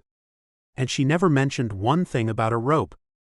With no choice to do anything else, she grabbed onto the rope and then saw a loop on the end. Not sure what she was supposed to do with it, she put her foot into it. Before she was mentally prepared, the helicopter moved off and up. Don't look down, she told herself. Closing her eyes tightly, she pretended she was somewhere else. The prison alarms were still sounding in the distance, and now the gunfire had started again. She didn't want to die. Not like this, shot out of the sky like a helpless bird. Please God. No. She clung to the rope for dear life. The helicopter zoomed away as her body throbbed along with her rapid heartbeats. Seconds later, all she heard was the sound of the propeller above her. It wouldn't be long before a police helicopter came after them. What felt like half an hour later, but was probably only a few minutes, the helicopter lowered to a field close to what looked like an aircraft hangar. She tumbled onto the ground and untangled her foot from the loop of the rope. Then the helicopter landed several yards from her. She ran over to it. If Marty had followed her instructions, there'd be a car waiting for her somewhere, and a change of clothes. The pilot gave her a nod. Clothes are in the back, he yelled out over the noise of the engine. She grabbed a black duffel bag. In this? The helicopter engine shut down. That's it. Do I have a car? He nodded, and then looked over at the hangar as the doors opened. She turned to see a yellow Lamborghini. Keys are in the bag, the gruff voice of the pilot boomed. She stared at the vehicle, and then looked to see if there were any other cars in the hangar. You're kidding me. Nope. He grinned. It's fast. She rubbed her head, thinking back to the note. She had asked for a fast car. I gotta go. Grabbing the bag, she said, sure. Thank you. She ran to the hangar, opened the bag as the helicopter moved away, and stripped off her ghastly jumpsuit. She dove into the bag and found black leather pants, high-heeled boots, and a skin-tight black top that looked like lizard skin. They were dreadful clothing choices. This had Marty written all over it. It was his idea of a joke. She could see the smirk on his face right now. Never again, she mumbled as she pulled on the outfit more suited as a Halloween Catwoman costume. Her Amish relatives would think even less of her if she was captured in this getup, but still, it was either that or her orange jumpsuit, and anything was better than that. After she was dressed, she grabbed the keys. She'd never been in one of these cars before, but she knew the doors went up instead of out. Once she figured out the doors, she sank into the soft leather, but there was no time to savor it. She pushed the start button, pressed her foot down, and the car zoomed out of the hangar. In the rearview mirror, she watched the hangar door close by itself. Now she was in the middle of the field, with no idea where the road was. She touched the screen in front of her and a map appeared, showing the road was to the left. Finally, she got onto the open road, and as she drove, she directed the GPS to take her to Marty's house. At least half a dozen police cars flew past her, heading to the correctional facility. Maybe the car was a good choice after all. No roadblocks had been set up because they were looking for someone in a helicopter, not a fancy car. Her plan had worked, but she'd left some enemies behind her. She'd worry about them another day. Chapter 9. Trust eased the yellow car down the street, eyeing Marty's house nestled in the quiet neighborhood. No cops in sight, good. She parked a bit away just to be cautious and walked back to his doorstep. Her hand was raised to knock when the door swung open, and there was Marty, his round face and his shiny bald head a welcome sight. I figured it'd only be a matter of time before you popped up here, all flushed from breaking out of a place only you could break out of. He gave her a once-over. Nice outfit, by the way. Very modern, quite the contrast to your usual self. She stepped inside. Thanks, Marty. You've got some normal clothes for me, right? He chuckled and shut the door. You know me. I think of everything. I hope you didn't scratch my new car. Yours? Trust asked. That's right. It's intact. Although I was expecting something more inconspicuous like a small white sedan. You're welcome. It was the best I could do at short notice. Thanks. Trust looked down at her clothes. And these? Someone's Halloween outfit? I thought you'd look good in it, and you do. Do you want to know how much the helicopter cost? Not really. You paid him? Of course. Half before and half on delivery. Good. Trust had parked money with Marty, one of the few people she trusted. She couldn't do what she did alone. Let's get down to business, shall we? Marty headed down the stairs to the basement. He pushed aside a painting on the wall and pressed a button underneath it. The wall slid open, revealing an adjoining room where Marty ran his business. She'd lost count of the different identities he'd provided her with over the years. You know the deal. Take a seat and we shall begin. Thank you, Marty. I really appreciate it. I know you take a risk every time you help me, and I am grateful. Yeah. How's that fellow of yours? A shiver ran through her. He's not mine anymore. He's nothing to me, she stated, her voice cold as she drifted toward the mirror. Picking up some makeup, she began to apply it. And I don't want to hear his name again. I didn't say his name. He betrayed me, Trust snapped. How could I know that? You never told me. She glanced at Marty's reflection in the mirror. Here's what happened. We had the diamonds, we were getting away, then the cops swarmed out of nowhere. We tried to lose them, but they were on us tight. Soon we heard over their radios, reinforcements, helicopters, 2 minutes out. On the bridge he swerved and the car crashed into the water. Marty's hands flew to his face in shock. So that's why you looked so rough in your mugshot. It was horrible, Trust admitted, remembering the image plastered on the front page. Seeing that photo was a low point. And after the crash? How'd you get caught? He asked, eyes wide. Trust continued to work on her lashes. As the car was sinking, I went for the diamonds. But he ripped them from my grasp and vanished. I barely managed to escape the car underwater. Then I was fighting to reach shore, splashing, struggling. I've never been a strong swimmer, and he knew that. She screwed the lid back on the mascara and plucked a bright red lipstick from his array of colors. Were you hurt? He asked. No, just terrified. While I was bobbing up and down in the water, I saw Castle running away without giving me a second thought. By the time I got to the shore, the cops were there waiting for me with their guns drawn. I then realized that he'd set it all up. Now he's done a deal with the cops or the FBI, or with someone. I hope he gets what's coming to him. Do you still love him? She scoffed. That emotion has done an about-face. It's turned into the opposite of love. Now the cops think I hid the diamonds somewhere. So he's totally off the hook, and if they believe his story, he's keeping the diamonds. Yeah. He thinks he's gotten away with it. That's a genius plan. He totally outsmarted you. She frowned at Marty as bitterness rose again. $15 million worth. Diamonds I had to steal while he sat in the car. She shook her head. Most of that money had been promised to the Haven of Hope as her last big donation. Alex Bevan would have seen the papers. She couldn't afford to make contact, not now.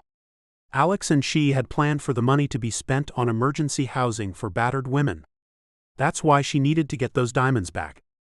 She kept that information to herself and looked in the mirror at her pale and sorry face. What color hair should I have? Go darker, I'd say. You've been mousy brown for too long. Put some other clothes on if you must. They're over in that bag. I got you some of those dreadful ripped jeans you insist on wearing, so 90s and too young for you, and an assortment of generic designer clothes, things that you normally wear. He shook his head. So obvious and pedestrian. Thanks.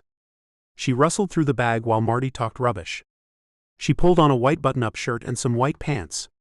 She never usually wore white on white, but after wearing the orange jumpsuit for so long it felt clean and fresh. Then she stepped out where he could see her. Better? Boring. Great. Back to normal. She grabbed the dark shoulder-length wig. Next time she was near a store, she'd get some hair dye and color her own to match her new ids. I hope no one recognizes me. Maybe a different hairstyle won't be enough this time. Maybe I should have my face reconstructed. You could have a nose job. Maybe have one of those turned-up noses like one of those Barbie dolls. While you're at it, get 2 of your ribs taken out so your waist can be smaller. She looked down at herself. Are you saying I'm fat? No, but you could have your lips fattened and get yourself some cheekbones. I have cheekbones. If you say so. Anyway, you have been everywhere, all over the news, so maybe you should change your face permanently. You're big time now. I might need your autograph. He chuckled. I know. Apparently, I'm a big-time criminal. Kent's worried about facial recognition software. Now you've been arrested, you'll be in the system, fingerprints and all. She sighed. I didn't think of that. Can he do anything about it? I don't know. When I spoke to him yesterday, he mentioned it as a concern. I'll speak with him, and hopefully he can erase those records. She smoothed down the black straight hair and spun around to face him. Does it look too fake? No, but it doesn't go with your dark eyes. A childhood memory flashed through her mind. Her grandmother's words echoing with chilling clarity, the fire in your heart is as fierce as the darkness in your eyes. That was immediately after she'd been falsely accused of stealing donation money for the old lady's house that had burned down. She pushed it from her mind and concentrated on the task at hand. What do you recommend? I have a mahogany wig. She giggled to herself. To her it was brown, to him it was mahogany. I think that would be easier. It's more the length of my hair too. As Trust exchanged wigs, her mind turned to the days ahead. She glanced at Marty, who was preoccupied with his camera gear. I'm going to get even, and I'll get those diamonds back. Marty let out a laugh. That's my girl.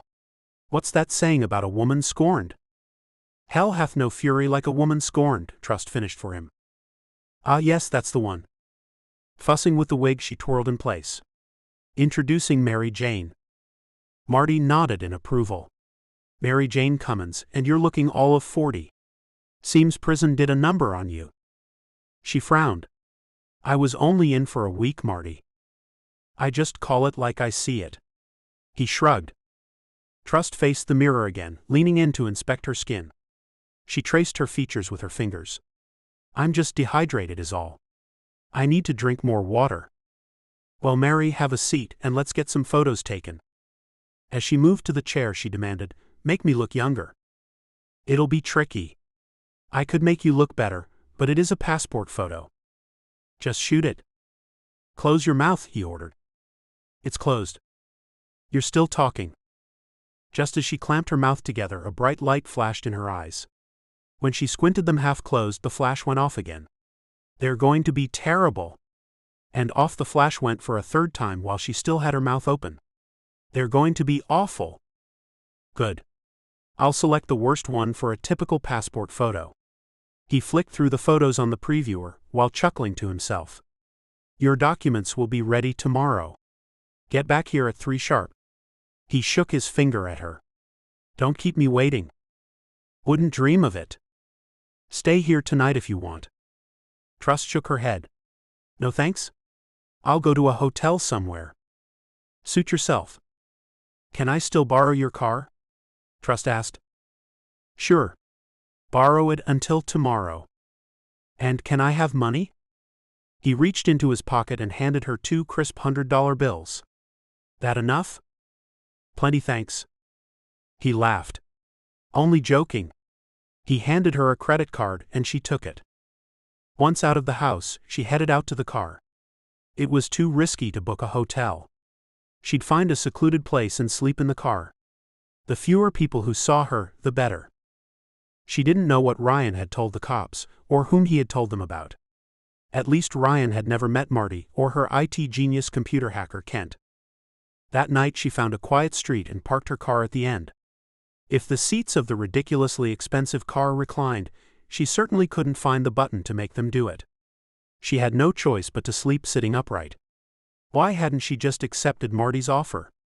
Knowing him, his spare bed would have been comfortable with silk or satin sheets. Sleep didn't come that night for Trust. Not with the prison escape on continuous replay in her mind. Who had fired those shots from the helicopter? Could the pilot have done that as well as fly the thing? Had someone been shot? If so, would the authorities blame her? The other thing that concerned her was, when she'd been hanging onto that rope flying through the sky in fear for her life, she'd cried out to God. Had he heard, or had he given up on her as well? Chapter 10. The streets of Wynberg were awakening as the morning sun climbed higher. The idyllic main street, usually a beacon of small-town charm, today felt like a minefield to her. As she drove, her eyes darted to a newsstand on the sidewalk. Her heart sank when her suspicions were confirmed. There she was, a sullen black-and-white mugshot plastered across the front pages with the headline "Escaped." The cold, hard stare from the photograph bore little resemblance to her, but it was a stark reminder of her reality. She shook her head, fighting back a wave of anxiety. "Focus," she whispered to herself. She hadn't eaten properly in days, and the tantalizing aroma of freshly baked goods wafted from a nearby cafe, beckoning her. Preferring to stay in her car rather than eat in a cafe, she thought it best to find a drive-through food outlet. She needed a disguise. Parking her car, she reached over to the back seat, rifling through the items there. Her fingers brushed against a pullover, and she quickly slipped it on. Then she found the sunglasses. Holding them up, she chuckled. Flamboyantly oversized with rose-tinted lenses set in thick white frames, they were pure Marty. She could almost hear his dramatic voice defending the audacious choice. With a smirk, she put them on and started the car once more and looked for food. The outskirts of Wynberg had a different feel, a stark contrast from the quaint main street she'd just left. This area was dotted with various commercial outlets and eateries. Among them, the logo of a popular drive-through burger chain caught her eye. A pit in her stomach reminded her how famished she was, so she decided to make a pit stop. Ordering her meal was straightforward, but when she pulled up to the window and handed over a crisp $100 bill for a simple coffee and burger, she immediately caught the attendant's perplexed gaze. The girl, likely in her late teens, stared for a moment longer than necessary. Was it the mismatch of her unkempt appearance in a luxury vehicle, or had she made the connection with the newspaper photograph? Or perhaps it was the gaudy sunglasses that were eliciting such an expression. The latter seemed more likely given the slight upturn of the girl's lips. Trust shrugged it off, taking her food and driving away.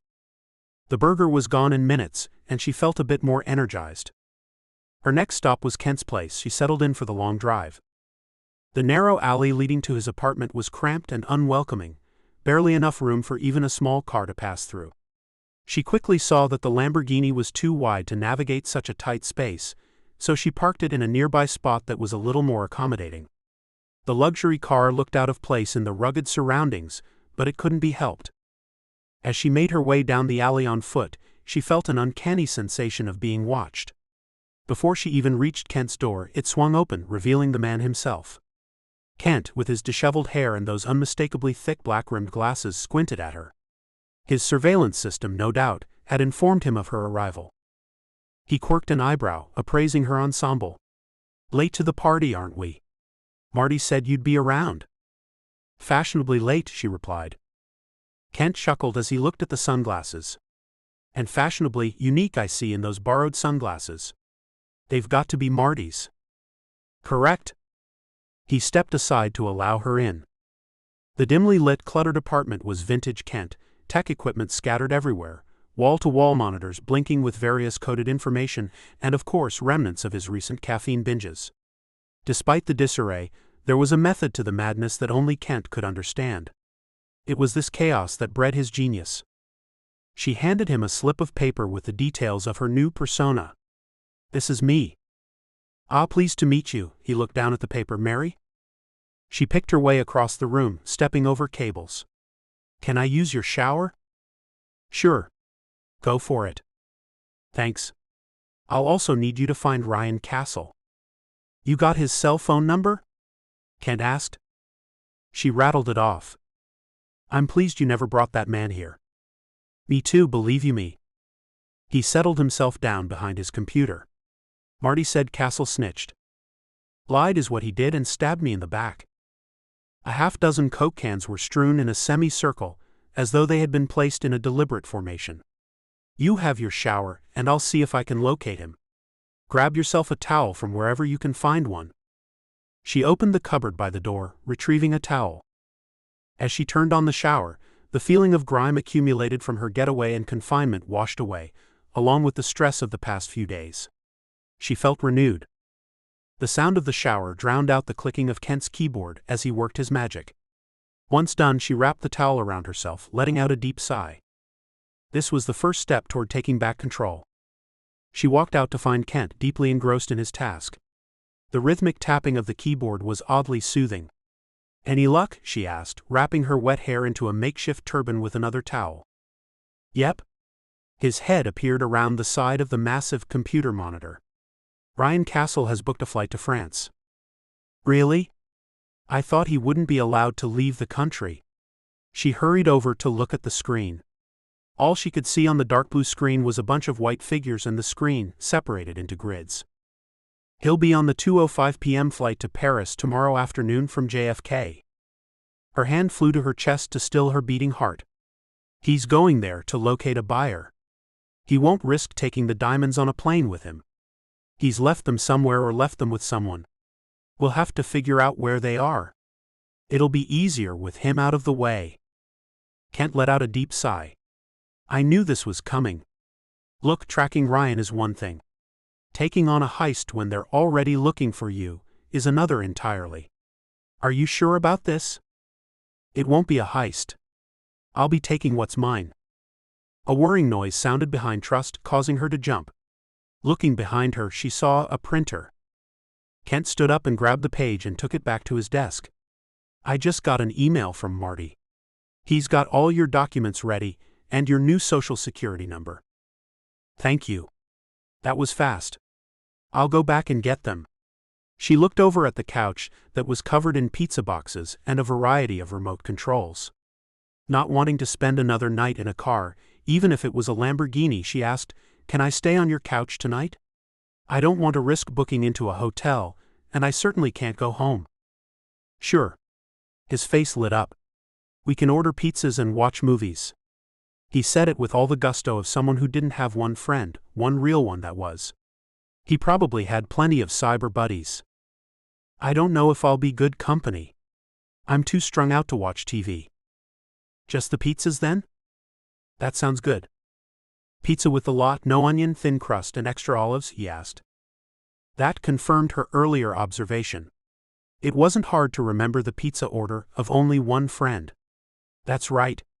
Good memory." He smiled and sat back down at his computer. "I'll be back as soon as I get my documents from Marty."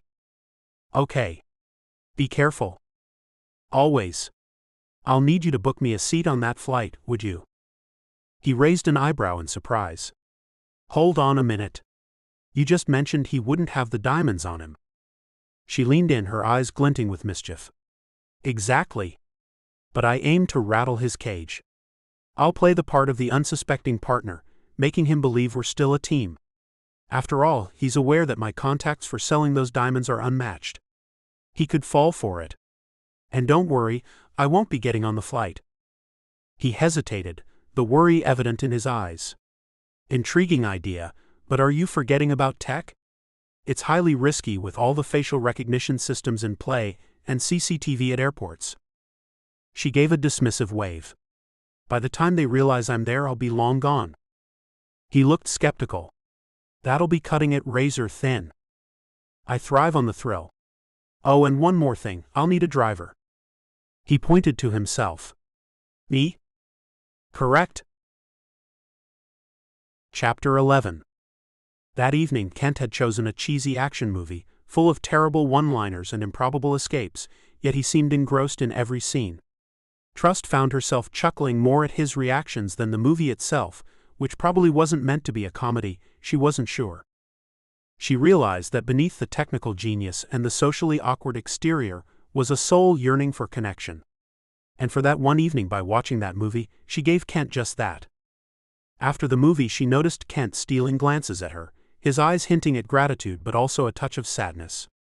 Perhaps he sensed the impermanence of this unexpected camaraderie. "Good night, Trust," he said, handing her a cushion and a throw. Then he closed his bedroom door behind him. She hesitated a moment, considering his cluttered couch.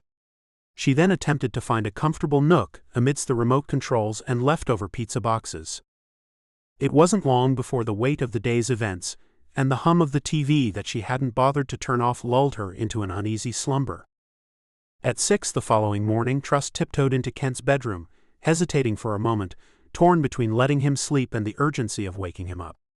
As the muted light filtered through the curtains, it cast a glow on his baby blue and white striped pajamas. Suddenly his eyes fluttered open, meeting hers. A startled yelp escaped him, and he scrambled to the far edge of the bed. "Trust. You scared the living daylights out of me. What's the time?" She cleared her throat, trying to sound calm. "It's morning, but it's late. We need to get going. How far to JFK from here?" He stretched, yawning as he tried to wake up fully. 3 hours depending on traffic. We should probably make a move. Exactly, she snapped, clapping her hands for emphasis. Hurry up. He blinked, still groggy, as he looked at the clock. Hey, it's only just after 6. What's the rush? I've got a quick stop to make first. And don't forget your gear, she said, emphasizing the last point. I only did that once. She then left his room, meandering toward the kitchen in search of something to eat. A short while later, they made their way outside. Trust paused, eyebrows raised in surprise as she laid eyes on Kent's vehicle. This is what you drive? He grinned, clearly proud. Absolutely. She's a bit retro, but she's a classic. Look at those lines. He ran a hand affectionately along the vehicle's side. She frowned, dubiously eyeing the car. You think this thing can make it there? Kent laughed, a sparkle in his eyes. Oh, she might be a 1975 Cadillac Coupe de Ville, but trust me, she purrs like a kitten and roars when you need her to. Seriously? Everyone's gone vintage or flashy these days, she mused aloud, eyeing the old Cadillac with amusement. As the engine rumbled to life, Kent glanced at her curiously. So where to on this detour of yours? Ryan's place in Brooklyn, she replied. His jaw dropped. Are you out of your mind? Of course. I thought you knew that. But trust. I just need to search for those diamonds. They have to be somewhere. That's a huge risk. They'll have surveillance on everyone connected to you, especially him. And more so now that you've escaped. That's where your tech wizardry comes in handy. You've got all your tools with you, right? Can't you pick up on police chatter or something? He patted the dashboard affectionately. Sure, I have the police radio frequency set up, but you're playing with fire here. They've probably got the place staked out. Her gaze hardened. Look, if it makes you feel better, drop me off a few blocks away. I'll handle the close-up work. Just keep an ear out and give me a heads up if anything's amiss. He sighed, clearly conflicted. It's not just about the money, Trust. She leaned closer, her voice coaxing. I'll give you extra cash as a little incentive for the added adrenaline. Deal? Kent shook his head, a resigned smirk forming on his lips. You really are one of a kind, aren't you? You have no idea, she retorted playfully, winking at him. Now, pedal to the metal. Time's ticking. Chapter 12. Before Trust stepped into the Brooklyn apartment complex, Kent had verified that Ryan was already approaching the airport. Equipping Trust with an earpiece, he ensured he could stay in touch from the safety of his car while she scoured Ryan's place for the diamonds. With skillful precision, Trust maneuvered a pair of metal tools into the lock, a soft click signaling her success. She slipped inside, gently securing the door behind her. The moment she entered, Ryan's familiar aftershave enveloped her, triggering a cascade of memories. Drawn to the couch, she remembered the countless hours they had spent there, sketching out dreams of their shared future. Ryan had been her first real love, and she had hoped he would be her last. But she was thankful she'd never told him about her connection to the haven of hope. He will be the last, she whispered to herself, because trust is a luxury I can no longer afford. Kent's voice buzzed in her ear, pulling her from her reverie. Parking's a nightmare. I'll just circle the block for now. Understood, she responded, pushing away emotions to focus on the task at hand. As she surveyed the surroundings, a nagging thought entered her mind. Had the police already searched the place, even though he claimed I had the diamonds? Knowing Ryan Castle, he would never risk leaving the gems with anyone else. This place was the obvious hideout. She scoured under his desk, checked for concealed compartments, peered behind air vents, and even lifted the toilet tank lid. Trust, get out now. Kent's urgency pierced through her concentration. How many minutes? She panted, trying not to panic. Less than 3. Cops are en route. Muttering a string of expletives, she darted into the bedroom to extend her search. Are you clear yet? I'm parked by the side entrance. Almost out. They're getting closer. Move it. She had no choice but to leave. She flicked the lock and closed the door behind her and headed down the stairs. She was on the 3rd floor, and with a quick look down the stairwell she saw at least 3 police officers running up the stairs. Certain they hadn't seen her, she made a split-second decision. She rapidly retreated from the stairwell, passing Ryan's apartment and trying the door of the adjacent unit. To her relief, it was unlocked. Easing it open, she slipped inside and shut it soundlessly behind her. The first thing she noticed was an elderly gentleman asleep on the sofa, a newspaper resting on his chest. Her heart raced as she tiptoed past him, praying he wouldn't stir. The dimness of the apartment was punctuated by the distant muffled sounds of sirens and voices. Reaching the bedroom, she found a window and, to her luck, a ledge beyond it. Without hesitation, she gently pushed the window open, gauging the distance and calculating her next move. If she focused only on the horizon and resisted the pull of the dizzying height below, she could shuffle the 20-foot distance. Beyond that lay the adjacent building's rooftop, tantalizingly close and just a mere 2-foot drop down. It was a risky gambit, laden with danger at every inch, but it was all she had. The cold specter of incarceration loomed large in her mind. Going back to jail wasn't just about the loss of freedom, it meant confronting those she had betrayed. She stepped out onto the ledge. This was something she had to do quickly. With her back pressed hard against the building and looking straight ahead, she sidestepped her way to the edge of the building. She daren't look down, not even to see where Kent was. The wind tugged at her clothes and ruffled her hair, amplifying the treacherous nature of the ledge.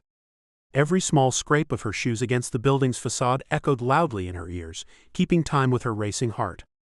Pushing onward with determination, she refused to let fear get to her. With a focused mind she made progress, one side step at a time. The distant sounds of the city provided a surreal backdrop to her tense escape. Within moments, the adjoining rooftop loomed before her. One final push, one last sidestep, and freedom was almost within her grasp. "Where are you?" came Kent's voice in her ear. She was too nervous to speak. Just a few more steps. She made it, and when she stepped onto the roof of the adjoining building, she looked down only to see an officer looking directly up at her and speaking into his radio. Without delay, Trust ran along the roof out of the officer's sight, looking for a way to get down. "Where are you, Trust?" Kent asked. "I'm on the roof of the building next door. The cops have seen me." "Where are you?" "What? You're on what roof?" She found the fire escape. "I'm coming down some stairs. Find Starbucks and park opposite. I know how to get there through some buildings. I think I can shake them." Heading there now. On the way past someone's window, she saw a tweed overcoat and grabbed it, threw it over her shoulder and kept going. Reaching the ground, she glimpsed a delivery man dismounting his bike with a package in hand. Seizing the opportunity, she dashed forward, commandeered the bike and pedaled hard around the corner. Starbucks wasn't far. Sirens sounded. That meant either more cops were looking for her, or the other ones were on the move. When she passed a homeless person, she stopped and pulled on the coat while saying, "I'll swap your hat for the bike." "You'll give me the bike just for my hat?" "Exactly." Without hesitation, the woman passed her the worn hat, which Trust swiftly placed on her head. Coupled with the overlarge tweed coat, she hoped the new ensemble would provide enough of a disguise. Starbucks was tantalizingly close, just 2 streets away. Chapter 13. As the wail of a police siren grew nearer, Trust adjusted her gait to a pronounced limp, hoping to appear as inconspicuous as possible. The patrol car zoomed by, not sparing her a second glance. She weaved in and out of a few stores, and then, just as she had instructed, was Kent's car. She yanked the door open and his startled gaze met hers. He opened his mouth in shock at her appearance. Without missing a beat, she dove into the seat. "Go. Now." As the cityscape sped by on their way to the airport, Kent shot her a sidelong look. She removed the woolen hat, which oddly resembled something her Amish grandmother might use as a tea cozy. "What happened?" Kent finally asked. "I couldn't find them. I just needed a bit more time. I'm certain he's hidden them in that apartment." She kept the perilous ledge escapade to herself. It wasn't a memory she wished to relive, let alone share. "I'll have to go back later." "No. It's too risky." Half an hour along the road, she felt dreadful for involving Kent. "I'm sorry. I know you're normally behind your computer screen, staring into the dark web or whatever you do." He glanced over at her. "It's okay. I've learned to expect the unexpected from you. I'm just glad we're not being followed. I wonder if they know he's leaving the country. They'll be watching Castle closely to see if you make contact. Not only that, you've got the issue of the biometric facial recognition software. I want you to leave me after you drop me off. I'll make my own way back from there." "But where will you go? You can't risk coming back alone." "I'll stick around." "Wait, you're not going to Paris, are you?" "No. I already told you I'm not getting on the plane. It's far too dangerous. I just want to talk to him, and to do that I might have to get through some security, and that'll be easier if I have a ticket." "Yeah, that's what I thought.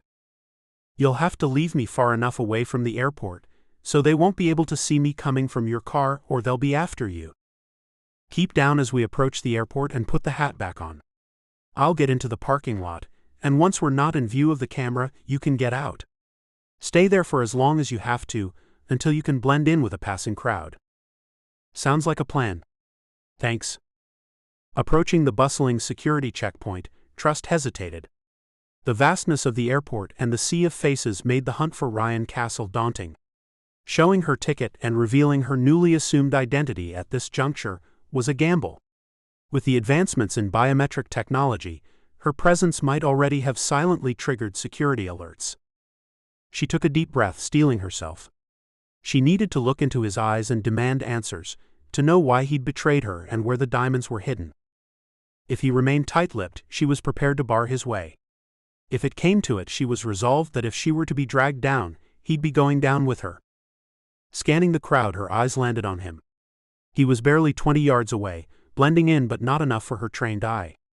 She swiftly closed the distance and yanked on his arm. His eyes met hers in a moment of panic. "It's a setup." "Get out," he whispered sharply. "Freeze." Both their heads snapped in the direction of the voice. An airport security officer stood, weapon aimed at them. Without hesitation, Ryan tossed aside his briefcase and reached for his own concealed firearm, preparing to engage. 2 shots were fired, and Ryan hit the floor. He'd been shot. Within a fraction of a second, the bustling terminal turned into a tableau of chaos. Screams filled the air as travelers dove for cover, pushing their loved ones out of the line of fire. Keeping low, she rushed toward Ryan, noticing 2 individuals going to the aid of the fallen security guard. As she neared Ryan, still breathing but hurt, she grappled with her emotions. Why had he chosen to caution her? Whose loyalty did he truly hold? But then, the haunting memory of him abandoning her in the sinking car surged back. Reaching his hand down to his stomach, he touched the blood. "I'm dying, Trust." "No, you're not. You'll be okay. Where are the diamonds? Help me." His eyes pleaded with her. She glanced up at a woman on her phone, sure she was calling 911. "They're calling the ambulance now. Where are the diamonds?" Photo frame." "What photo frame? Where?" His eyes rolled back in his head. "Apartment, hotel." Before his eyes even had a chance to close, she snatched Ryan's keys, wallet, and phone from his pocket. With the gaze of the crowd still on her, she bolted into the parking lot. After making it around a corner, she yanked off her disguise, tossing the hat and wig in a nearby trash bin while shedding the overcoat. Then she calmly jumped into a waiting taxi. "Where to?" the driver asked as he pulled onto the street. Rifling through Ryan's wallet, she found a keycard for Flagstaff Hotel and inquired if the driver knew its location. "Yes," he responded, and off they went. A minute later, they passed 3 cop cars screeching toward the airport. What did it all mean? Why was Ryan staying in a hotel and not in his apartment? Could the diamonds be in the hotel room, in a photo frame? Chapter 14. After posing as Ryan's personal assistant to the hotel staff, she was given the number of his hotel room. As soon as Trust stepped into the room, she noticed a framed photograph of her and Ryan together. It was perched on the side table. Without another thought, Trust ripped it apart to get to the back. Nothing. The cops were more cunning than she had expected. They knew that if Ryan left the country, she would be suspicious and come to investigate. She should have known it was a trap. She searched frantically, looking under every piece of furniture and picking up everything she could find. Suddenly, the door clicked open, causing her heart to nearly jump out of her throat. She knew that at 19 stories up, there was no way out the window for anyone with a shred of self-preservation. All she could do was dive into the bedroom closet and shut its door behind her. In the darkness, she sat down and pulled coats and clothing around her, while trying to regulate her heavy breathing. "Nobody here," a rough voice declared. "Search every inch of this place. We've only got 5 minutes before the police arrive. We need to find those diamonds." Trust nearly stopped breathing. They were looking for the diamonds too. If they didn't find her, the cops probably would. She didn't know which would be worse. What would the criminals do if they discovered her? They'd think she knew where the stones were hidden, and then what? Would they cut her open to recover them, thinking she'd swallowed them? People were willing to go to extremes for $1 million, let alone millions. Her mind raced as she imagined the worst of possibilities. Terror kept her rigid as she heard objects being thrown around the room. She was aware the diamonds could be close, in a nearby pocket or near the shoes she crouched behind, yet she didn't dare move. Her heart was pounding so hard each contraction made her head throb. She tried to stay as still and quiet as possible. For the first time in her life she hoped the police would arrive. Who were these men if they weren't working with the police? Were they contacts of Ryan that he'd also double-crossed? "You searched the bedroom," one man stated. She was doomed. She sat in the bottom of the dark closet, listening as they ripped everything apart. They opened drawers, dumping all their contents on the floor. Then there were heavy steps moving toward the closet. The light being blocked at the bottom of the door told her someone was standing in front of her. Just as the door was being opened, sirens blared. "Come on, Drake. They're here already." She had a name. Drake. But that wasn't going to help her now. Biting her lip, she closed her eyes tightly. Then she heard the sound of feet running and a door closing. Giving up on finding the diamonds, she sprang out of the closet trying to come up with an escape plan. She looked out the window and witnessed a line of uniformed police entering the building. She had 1 minute at the most. When she flung open the door, she came face to face with FBI agent Jack Fletcher. "We meet again, Trust Zeigler." She stared at his smirking lips and knew it was over. He was the same agent who'd arrested her at the riverbank. At a good 6 inches taller than she, and with his solid muscular build, there was no way she could push him aside and make a run for it. "Put your hands in the air." He pointed his gun at her, as though she was a common criminal. She kept her hands firmly by her sides. "Shoot me. I don't care." Frustration welled within, and she wanted to cry. She'd been through so much only to be caught again. Prison was no life for her, living like a rat in a filthy cage. "I just might." He kept the gun aimed at her. She knew he wouldn't kill her in cold blood. "What's stopping you? What were you doing in here?" Her mind was racing. Who were those men? They had to have something to do with Ryan, but if he'd sent them they would have known where the diamonds were. Looking into the agent's eyes, she said, "I was admiring the view." He laughed. "You might like to know your boyfriend's still alive." "He's not my boyfriend. I don't care what happens to him." "Is that so?" He kept staring at her, and then clicked a button and spoke into his comm device. "I've got her." Then he looked back at her. "Hands in the air." She stared at him, weighing up whether he would ever accept a bribe. "I don't want to have to kill you." He grinned. "Come on, help me out. I'm just doing my job." She narrowed her eyes. He'd been trained for situations like these, coming at her from a human angle instead of the usual cop-to-perpetrator dynamic. "What's your annual salary?" "Not much, I'd reckon." "Not much for you risking your life." He hung his head slightly. "Forget it. I don't want your money. I'm not going back in cuffs." "Yes, you are." "What happened to your sweet talking?" "Put your hands out." "Out or up?" she asked to be obnoxious. If she was going back to prison, she might as well annoy the heck out of the man who was fast becoming her nemesis. When he reached for his belt to unclip the cuffs, still pointing a gun at her with the other hand, she seized her chance. He looked away from her to fiddle with the cuffs, and she took advantage of his momentary distraction. She clapped her hands together and slammed them into his wrist. The gun flew from his grip, but when she attempted to pass him, he snatched her arm and shoved her onto the floor. In seconds she was restrained and then cuffed. Chapter 15. While en route to the holding facility, Special Agent Jack Fletcher's thoughts were preoccupied with the paperwork that awaited him. Trust, secured in the back of the car, remained silent, her mind turning over the events that led to her recapture. Suddenly, Fletcher's phone buzzed, an urgent call breaking the monotony of the drive. He glanced at the screen, noting the number of the FBI field office. "Fletcher here," he answered. "Agent Fletcher, we have a situation," came the serious voice from the other end. "Hostage scenario at the West End Bank. We need all available units.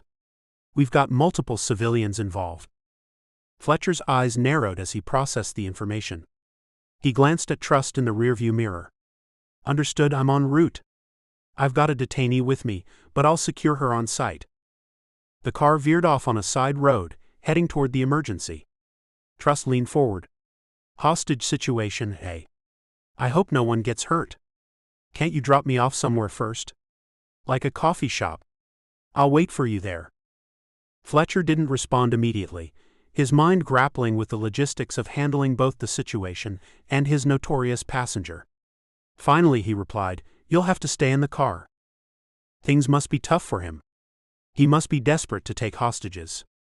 Desperation is something I know all about. Need some help? No. Not from you. As they approached the bank, the chaos was evident. Police cars and barricades were already in place, with officers moving swiftly.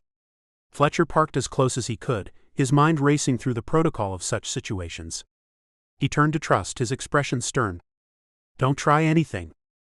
Trust simply nodded, watching as Fletcher stepped out and moved toward the cluster of law enforcement. Left alone, she couldn't help but feel a rush of adrenaline. Despite her circumstances, the unfolding drama was a reminder of her own life. Fletcher was quickly briefed by the on-scene commander. The situation was critical. An armed individual had taken several people hostage inside the bank.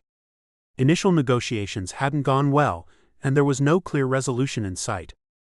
As he listened, Fletcher regretted his lack of specialized negotiation training. All he had was the initial FBI training he'd all but forgotten. His thoughts drifted to Trust. Her criminal career had been marked by strategic planning and a deep understanding of high-tension scenarios. Reluctantly, he found himself considering her offer. She was a criminal, so who better to know what was going on in this guy's head?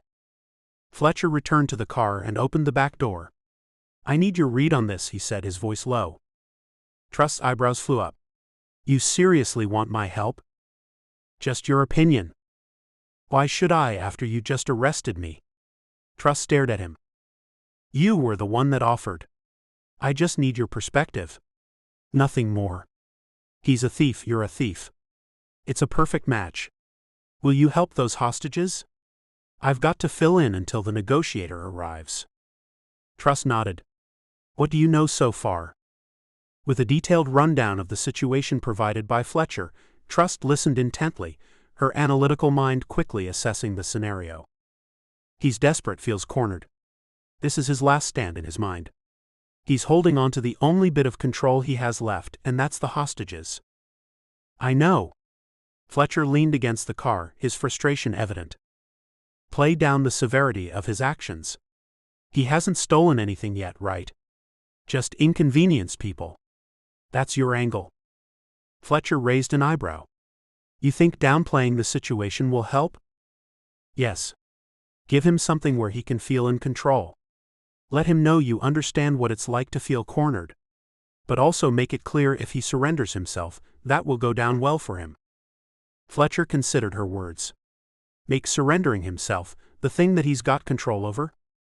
Trust continued, and maybe ask him to release some hostages, showing that he's not a criminal. Nodding slowly, Fletcher absorbed her advice. "Okay, I'll try it. But if this goes south?"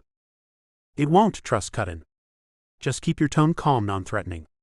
Make him see the benefits to him for ending this peacefully. You've got to make it like it's his call." He frowned at her. "Got it. Don't move."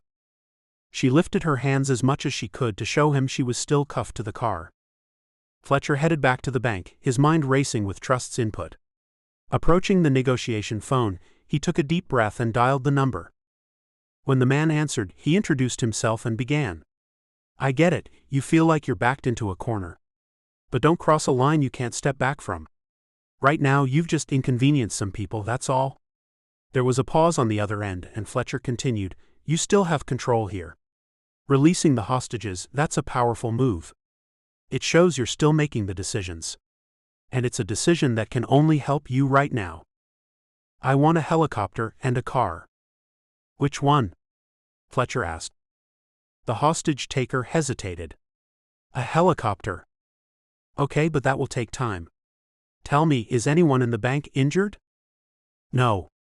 I'm not talking until the helicopter's here. Make sure it's got plenty of fuel and a pilot," he demanded. Chapter 16. When the call ended, Fletcher didn't know what to do. He learned from the officers on site that they were arranging snipers on the building opposite. Then he heard something worse. There was no trained negotiator on the way. His wife had gone into labor, and he wasn't coming. Fletcher needed a moment to clear his head. Not wanting to make a wrong decision, Fletcher went back to Trust to get a criminal's perspective. Trust stared at Fletcher. Negotiation is as much about what you don't say as what you do. He's playing a high-stakes game, but he's not a professional.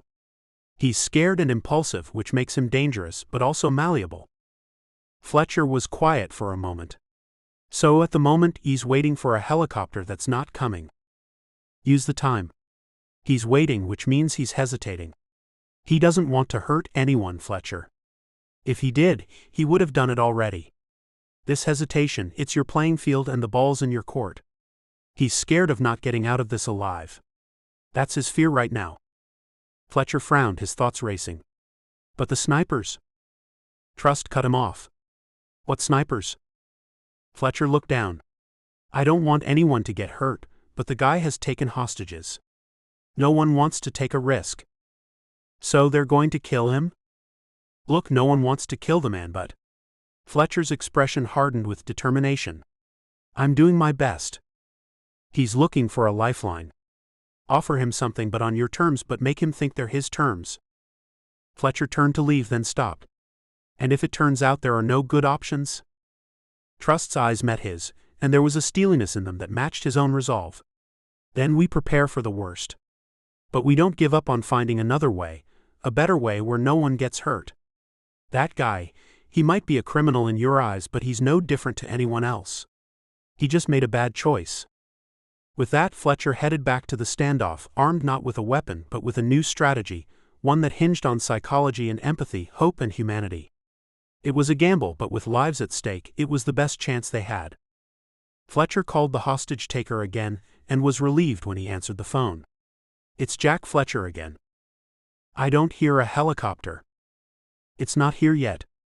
"Is there anything else you need right now?" "I need time to think," came the response. "That's okay. Take all the time you need. You haven't harmed anyone, right?" "I haven't." Fletcher thought back to Trust saying that the hostage taker had to feel in control. The worst thing he could do was threaten him, even though that's all he wanted to do.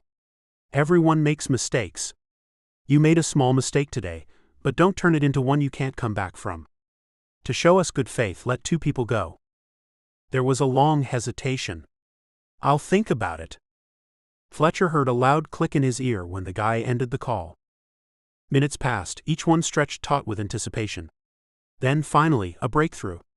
The hostages one by one emerged from the bank. The hostage taker surrendered shortly after, his final act of defiance giving way to resignation. As Fletcher watched the situation resolve, he knew that Trust's advice had been instrumental. Her ability to understand and predict the criminal's mindset had turned a potentially tragic situation into a peaceful resolution. Returning to the car several minutes later, Fletcher looked at Trust with a newfound respect. "You were right," he said simply as he started the engine. "You're welcome." "No one was harmed," he told her. "Of course not. The only way Trust knew how to be sometimes was arrogant. I guess now you've got even more paperwork to do, right?" "Correct. It never stops." The car hummed along the road to the holding facility, the silence between Agent Jack Fletcher and Trust heavy with unspoken thoughts. Fletcher's eyes occasionally flicked to the rearview mirror, catching glimpses of Trust's contemplative expression. Finally breaking the silence, Fletcher spoke, his voice tinged with reluctant admiration. "I have to say, I didn't expect you to be so much help back there." Trust shifted in her seat, her handcuffs clinking softly. "Well, it's not every day you get to play the hero from the back of a cop car," she replied. Fletcher couldn't help but smirk. "Hero is a strong word. But your advice was more than valuable. If it weren't for your insights, that situation could have gone south real fast." Trust leaned back, her gaze meeting his in the mirror. "What can I say? Understanding the criminal mind comes naturally to me. Maybe it's a wasted talent in a prison cell." The agent's grip on the steering wheel tightened. "You know, before today, I saw things pretty black and white.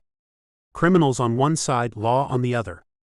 But you're a gray area all on your own." There was a pause, a moment where the weight of his words hung in the air. Trust's eyes softened slightly. "Maybe your black and white world needs a bit more gray. People like me can offer a perspective you might miss." Fletcher nodded, considering her words. "I'm starting to see that. It's just hard to reconcile. I've spent my career putting people like you behind bars." "People like me, eh?" She'd heard that all her life. "Well, maybe it's time for a career adjustment," Trust quipped, but her tone was serious. "There's nothing else I'd rather do." "No. I'm talking about me," Trust said. "Perhaps I should join the FBI. The work can't be that hard. It's just using the skills I already have, but in reverse." Fletcher laughed. "I doubt you'd make it through the background check." Trust nodded. "I get it. But think about today. It takes a criminal to catch one. I helped, right? You said so just now." Fletcher was silent for a moment, his eyes fixed on the road ahead. "You did," he finally admitted, almost reluctantly. "Thank you." Trust didn't reply. She'd just done a good thing, but she was still going to prison. There was no justice in the world, and there never had been. As they pulled up to the facility, Fletcher turned to Trust. "I'll take you in for processing, and I'll be back tomorrow." Trust nodded, not ready to accept her fate. She'd escaped once, so there was no reason she couldn't do it again. As she was led out of the car, she turned to Fletcher. "Just remember, Agent Fletcher, the world isn't all black and white." He watched as Trust was led off as the words, "It takes a criminal to catch one," played over in his mind. She'd really helped today, and showed she was a good person behind her tough exterior. Chapter 17. The coldness of the holding cell seeped into Trust's bones as she sat there, the harsh reality of her situation pressing down on her like the weight of the concrete walls surrounding her. The dull hum of distant conversations and the occasional clinking of metal echoed through the corridors, but they were sounds that didn't belong to her. She was alone, left only with the company of her thoughts and the creeping dread of what the future held. She shifted on the hard bench, trying to find a sliver of comfort, but there was none to be found. She thought of Jack, the FBI agent who had become an unexpected ally in this world where she had few friends and even fewer to trust. His promise to return the next day was the only glimmer in the monotony of her confinement. It was strange how lines had blurred, how her adversary had morphed into the closest thing to a friend she had in this place. Or maybe that was his trick. He was gaining her trust so he could get information from her. Yes, that was it. She couldn't afford to let her walls down. Jack Fletcher was no friend. Holding her head in her hands, she scolded herself for her attraction to Fletcher. The only people she could trust in this world were Serenity, Marty Kent, and her attorney. The guards, with their steely eyes and authoritative strides, only reinforced her isolation. They saw her not as an individual, but as a case number, a task to be managed, a problem to be contained. But Jack seemed different. He treated her with a semblance of respect. Even if it was all an act on his part, at least it was a reminder that she was still human. Her mind churned with thoughts of the sentence that awaited her. The evidence was undeniable, a damning testament to her guilt. Prison loomed in her future, a certainty she couldn't escape. The notion of maximum security sent a shiver down her spine. Seeing she had escaped once, that was most likely where she'd be headed. Images of solitary confinement, of days without sunlight or the soft rustling of pages from a book she could lose herself in, it was a future too bleak to fully grasp. What if they didn't allow her a TV or a radio? No, she couldn't let that happen. The idea of escape, once a fleeting thought, now took root with fierce urgency. The thought of freedom, of evading the shackles of her impending fate, was the only light in the darkness of her cell. She knew the risks. She had already been branded an escapee once. But what choice did she have? The idea of a life spent within cold walls, devoid of the simplest joys and comforts, was something she wouldn't let happen for a second time. She had to escape before she was sentenced, possibly during the trial when she was driven back and forth to the courthouse. As she lay there, staring at the blank ceiling, her plan began to take shape. She would need to be cunning, patient, and a little bit lucky. She closed her eyes, allowing herself to envision a world beyond the cell, beyond the trial. In her mind's eye she saw herself running not away from something, but toward something, toward a life that was hers to claim, free from the past that had ensnared her. Any country that didn't have an extradition treaty would do. For now she would wait. Wait for Jack's return, for the small mercies that broke the harshness of her reality. But in the back of her mind the wheels were turning, the gears of a plan slowly coming into alignment. She would fight to have a future, whatever it took. For that she needed a visit from Serenity. Serenity would then get in touch with Marty and Kent. Together, they'd have to devise her escape plan. The following day, after a sleepless night on a hard bed without so much as a blanket, she was led to a small room. Within minutes Jack walked in, placed a mug of coffee in front of her, and then sat opposite. "Your partner Ryan is in intensive care," he said. "He's not my partner," she mumbled. She brought the coffee cup to her lips and took a sip. A few seconds passed as she observed his fair-cropped hair, blue eyes and tanned skin. She had to admit that he was good-looking for an FBI agent, not that she'd met many of them. What is the way out of this situation? Is it possible to negotiate something that benefits me and harms someone else? Trust asked. He leaned back in his chair. Don't you mean doesn't harm someone else? She shook her head. No. You want some kind of deal for immunity? That's too late because that's what we've given Ryan Castle. Unless you have other information for us that might be valuable. About a bigger fish than yourself, perhaps. What kind of information can you provide? Trust was disheartened. She wasn't a snitch, and besides that, she didn't know anyone who was a bigger or better thief than herself. Nothing, but isn't that the usual deal in these types of cases? You're here trying to be nice to me, in order to get me to confess my wrongdoings and point the finger at all the other members involved. Only there is no one else involved, so I'm sorry I can't help you with that. I believe your help is too valuable for a jail sentence.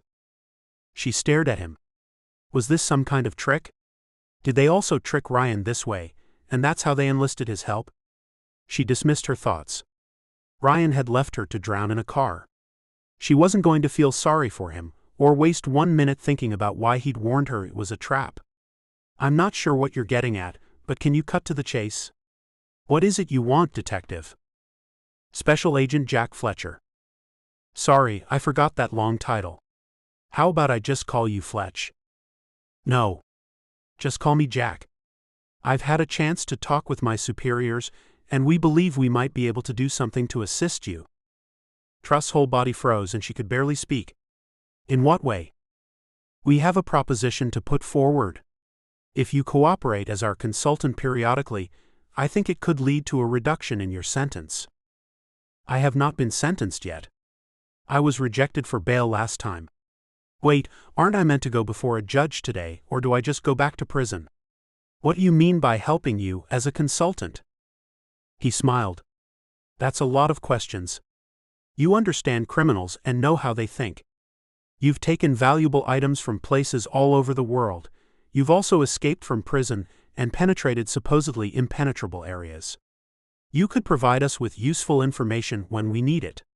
In return, we'll make your life easier in prison and arrange some leniency on your sentence. She scoffed. You want me to get myself killed? I think I need to speak to my attorney before this conversation continues. It's just you and me, he said. We're just talking. There's nothing official yet. We're just having a conversation. She glanced around the room. Sure, that might be true, but it's being recorded and there are 10 pairs of eyes watching us right now. Do you really think I'd ever cooperate with the FBI? He jumped up, chair scraping across the rough floor. Maybe we should just get together tomorrow, and you can consider your options? Because the day after that, you'd be back in jail with all your old buddies. Old buddies? No. They'd kill her. Hold on a minute. He reversed his chair and settled into it again. A return to prison would no doubt mean her death. They'd figure out she had used their escape plan as a decoy. What if, instead of sending me back to prison, I got a suspended sentence, community service or something like that? If I help you study criminal behavior, I might also need protection and a new identity. Maybe even an armed guard? She smiled, wondering if she could select her own personal bodyguard. Wouldn't that be something? He shook his head. That's not possible. I want to talk with my lawyer. Anyway, are you the one who makes the decisions? No, but there must be a consequence for your actions. So many people have had to endure pain because of what you did. How would they feel if you were just allowed to walk free? I won't be free. The guilt of my misdeeds will stay with me wherever I go. Perhaps they won't have to know if you give me a new identity. She bowed her head and tried her best to appear regretful. After a few moments of silence, she glanced up at him. His stony face told her he wasn't buying it. I'll see what I can do. I'll get back to you tomorrow. Thanks, Fletch. His face grew serious. She corrected herself, locking eyes with him. Special Agent Jack Nautica Fletcher. He stared at her for a moment. It looks like you did your research. Research always pays off. He moved closer, his eyes twinkling. You're right. My middle name is Nautica. My father named me that. That's what I assumed. He had a sailboat called Nautica Blue, and he loved it. Before you were born, he sold it, right? I figured it had to be your father's idea to give you that middle name. She raised her eyebrows in curiosity. His jaw dropped. How could you possibly? She stared at him innocently. My father chose my name. It seems both our fathers had bad taste in names. He took hold of her coffee that she'd barely touched and walked out of the room, closing the door behind him. 1 minute later, a uniformed officer led her back to her holding cell. The remainder of the day stretched before her with her future hung in uncertain balance. She refused to pray when she wasn't sure anyone was listening. It still annoyed her that she'd called out to God as she hung onto the rope below the helicopter. Chapter 18. That night, as the harsh fluorescent light of her cell flickered erratically, Trust's mind drifted to the distant past. The rigid life of the Amish community where she was raised rose before her in vivid flashes, each memory painted with the austere shades of expectation and discipline. Her father cast a long shadow over her childhood, a figure of both reverence and relentless demand. In that world where modern conveniences were shunned and the old ways were clung to with a fervent grip, she grew up under the watchful and critical eyes of her community. Her father's status as the bishop meant that their family was held to the highest of standards, and every action, every slip, was a reflection on his leadership. Love and affection were commodities rarely given, replaced instead by the steady drumbeat of duty and piety. But amidst the strictness and the unyielding rows of corn that stretched as far as the eye could see, there was serenity. Sweet Serenity, her younger sister, with her wide-eyed innocence and heart unmarked by the world's cynicism. Serenity, who would slip her hand into hers during the long silent prayers, whose giggles were a rare music in the solemnity of their home. It was Serenity who provided her with warmth in a community that valued cold obedience over tender connections. On a day still vivid in her mind, the community had been shaken by an act of vandalism. The prized quilt of Elder Yoder's wife, painstakingly stitched over months of winter, had been found desecrated with splashes of paint, the vibrant colors mocking the hours of labor poured into it. That same night, the Yoder home was discovered in disarray, possessions strewn like leaves after a storm. Accusations flew like arrows, and once again she found herself the unwitting target. The elders whispered of her rebellious streak, how she never quite fit the mold, how her eyes held too much fire.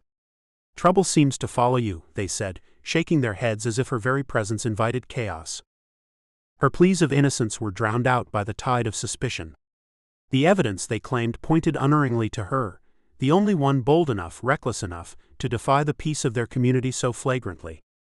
They did not shout or rage, their disappointment was a heavier shackle, chaining her to a guilt she did not own. She protested her innocence but was sentenced to a week of shunning, her existence ignored as if she were a ghost haunting her own life. It was Serenity who cried for her, Serenity who still believed in her, who snuck her scraps of food and words of comfort. That week of isolation within her own home had been a formative agony, a crucible that burned away any lingering attachment to the community she was born into. It taught her the harsh lesson that sometimes the world would judge her not based on her actions, but on the narrative it wished to craft around her. Now, as she lay on the thin mattress of her cell, those old feelings of injustice mingled with the steel and concrete reality of her present. She wondered how much of that young girl accused of theft had led her to this moment. The memory of Serenity's unwavering support was a balm to her weary heart. If Serenity could believe in her then, she could believe in herself now, even when the world saw her as nothing more than a criminal. Trust's heart raced as she was led back to the interview room the next day. Yesterday she'd mentioned to Jack that she wanted to speak to her lawyer, then the subject was changed, and he started speaking about something else. Jack came into the room about a minute after the guard had left her. He seemed calm, but why wouldn't he be calm? She was the one handcuffed. It could have been good news or bad news, she had no idea what the smile meant. For all she knew, he may have been gloating about arresting her again. She knew being behind bars for years would be beneficial for his career, but it would ruin her life.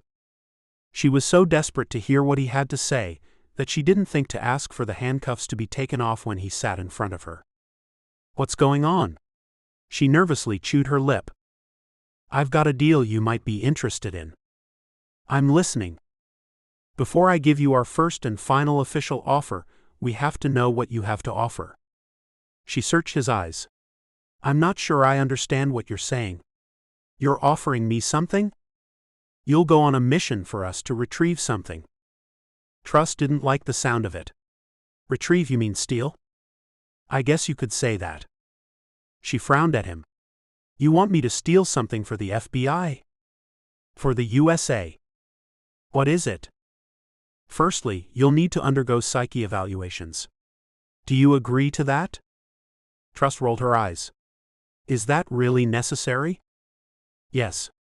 You'll need to be assessed for the following that will assess your mental stability and suitability for working in the role we have in mind. Firstly, you'll undergo a clinical interview. You'll have a personality assessment, and then your risk assessment will be ascertained." "I don't like the sound of any of that." "There's more." "I thought there might be." He looked down at his list and kept reading. "There'll be a cognitive test which will evaluate intellectual abilities, problem-solving skills, and judgments. After that, you'll undertake an ethical and moral reasoning evaluation." "Well, I'll probably fail that one. That's why I'm here." "After that, you'll undertake a psychiatric evaluation and substance abuse screening." Trust shook her head. "The only one I know I'll pass is that last one. Unless too much caffeine is classed as substance abuse. But then again, I'm not getting much coffee in here." Jack grinned. "I think you're safe there. These tests sound like they'll take a few days." "That's correct." "And I have to stay here until it's all done?" Trust asked. "If you agree to undergo these tests, I've got permission granted for you to go home, but you'll have to be back here at 9 sharp each morning." Trust couldn't believe what she was hearing. It sounded like a free pass. Either way, she could plan her future escape much better with access to her cohorts. "Really?" "There's one stipulation." "What is it?" "You'll be wearing an electronic monitoring device around your ankle." Trust's face fell. "And it has anti-tampering detection and GPS. So don't think about doing anything funny." "I wouldn't dream of it." "Before we proceed with any of it, I'll have to get you to sign that you're in agreement." "I'm not signing anything until I know more." "Your lawyer has approved it. You'll just be signing that you are agreeing that you'll go through these tests, and there is also a secrecy clause. This will just take us through to the next step." He pushed a phone toward her. "Call your lawyer and check for yourself." Trust grabbed the phone and called her lawyer, who confirmed that he'd looked over the document and he was in agreement. He also mentioned she was being given a possible lifeline and she should agree to whatever they wanted. Trust ended the call and then put her hand out for the document. He handed it to her, and then she took up a pen and signed it. Jack smiled as he took the document back from her. I'll take you to get that ankle monitor fitted. They'll tell you how to take care of it and what you can and can't do. Thank you. I truly appreciate this chance. He gave her a nod. It is an opportunity, and it's a small chance that you'll be accepted. Either way, don't let me down. Chapter 19. The sun was lowering in the sky as Jack pulled the bureau-issued sedan into the drive-through lane of a local fast food outlet. Trust was silent, her gaze fixed outside the window, watching the world blur by. The electronic anklet on her leg was a constant reminder of her current predicament, yet she found a strange comfort in its presence. It meant she wasn't behind bars. You haven't eaten all day, have you? Jack's voice broke the silence. Trust turned, almost startled. No, I guess I haven't. What do you fancy? He asked, eyeing the menu board. Anything's fine.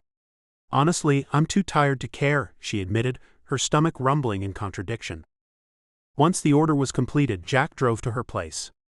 The aroma of the burgers and fries filled the car, and she couldn't wait to eat. Pulling up to her apartment, the normalcy of the outside world felt surreal to Trust. You're welcome to eat with me if you want. It'll be better than eating in the car or eating it when it's cold. He gave a nod. Okay. Sounds like a plan. She exited the car, her steps slightly awkward as she acclimated to the monitor's weight. Jack carried the food as he followed her to the door. Ms. Zeigler, the doorman said as he gave her a nod. She smiled back as she and Jack hurried past him. Once inside her apartment, Trust's senses were engulfed by the familiarity of her space. The chaos of her life seemed to stand still for a moment. She exhaled deeply, the tension seeping out of her shoulders. This was her sanctuary, her own controlled environment. She sat down, the food spread out before her, and for the first time that day she allowed herself a small smile. Jack sat opposite her, his presence oddly comforting despite his official capacity. Tomorrow is another big day, he said. Trust nodded, taking a bite of her burger. I hope it's a good day. Thanks for this, she said, gesturing to the food. Don't mention it, Jack replied. Part of the job. And thank you again for giving me this opportunity. I hope it works out. I hope so too. Remember, the monitor tracks your location, and you're not to leave this building unless you're coming to see me. No funny business, and it has a tampering alert. I know they told me all that. You've got to charge it every day, he reminded her. I get it. I've got no plans to mess this up. Remember, keep this confidential. I will. As soon as Jack finished his food, he left, and Trust was alone with the quiet hum of her apartment. She took a moment to relish the solitude, the freedom within her confined state. It bothered her that her life was now out of her control, but for now she was home. And that was a small victory. She got up and looked out the window and saw Jack's car speeding away. She grabbed her phone and called Kent. Where are you? Kent asked. A small smile touched her lips. She could tell he was worried. I'm home. I've got an ankle monitor, but at least it's my ceiling I'm staring at now, not the one in the holding cell. There was a beat of silence as Kent processed the information. I can't believe they let you out. Tell me everything, he urged. Trust paced the length of her living room. They're toying with the idea of turning me into a consultant for them. In exchange, they'll lighten my sentence. They haven't given me too much information, but I'm not really in a position to negotiate. I kind of have to take what they are offering. Kent's reaction was a hiss through the phone. Go for no sentence, Trust. You don't deserve to be their pawn. She sighed, running a hand through her hair. I tried, Kent. This deal is the lifeline they're throwing me, and I grabbed it. My lawyer went over the confidentiality agreement and whatever else, and said it was okay for me to sign. In the next few days they're running tests on me, psych evaluations, skill assessments, you name it. And your lawyer agreed. Kent's single word was a demand for more, for the hidden details only she could provide. He said it was solid, to go ahead and sign it. That's all. Gee, Kent muttered. Just be careful. These bureau types, they're not doing you any favors without expecting something hefty in return. I know, Trust acknowledged. I'm under no illusions. This ankle monitor, it's like a shackle, a constant reminder that they have me on a leash. But it's a chance, Kent. A chance to get out from under this mess and maybe start fresh. Even if I do have to go back to prison, it sounds like I'll be let out occasionally. I'm hoping so anyhow. Then I can plan an escape. It'll have to be an escape that won't go wrong. Or else? I know. She walked over to the window and looked out again. They've got me cornered, but maybe I can find a way out, Trust continued, more to herself than to Kent. Or maybe I can work their cases, use their resources, and maybe, just maybe, spin this whole disaster into something that works for me. Kent was quiet for a moment, then spoke, his voice low and serious. Just remember who you are, Trust. You're not one of them. You're better. Smarter. A faint smile crossed her lips. I haven't forgotten. Thanks, Kent. Keep me updated. I will. Let Marty know what's going on. Check. The call ended, and Trust was left alone with her thoughts. The night had wrapped the city in its embrace, and as she looked out, she felt a strange kinship with the darkness that loomed above the city lights. It was in this shadowed silence that plans were made and futures were forged. All this being captured and focusing on the FBI was taking her away from her main goal in life, to find Ryan Castle and make him pay. He still had those diamonds. She could feel it in her being, that he hadn't offloaded them yet. But she was a woman who played a long game, a woman who did not forget and who never forgave.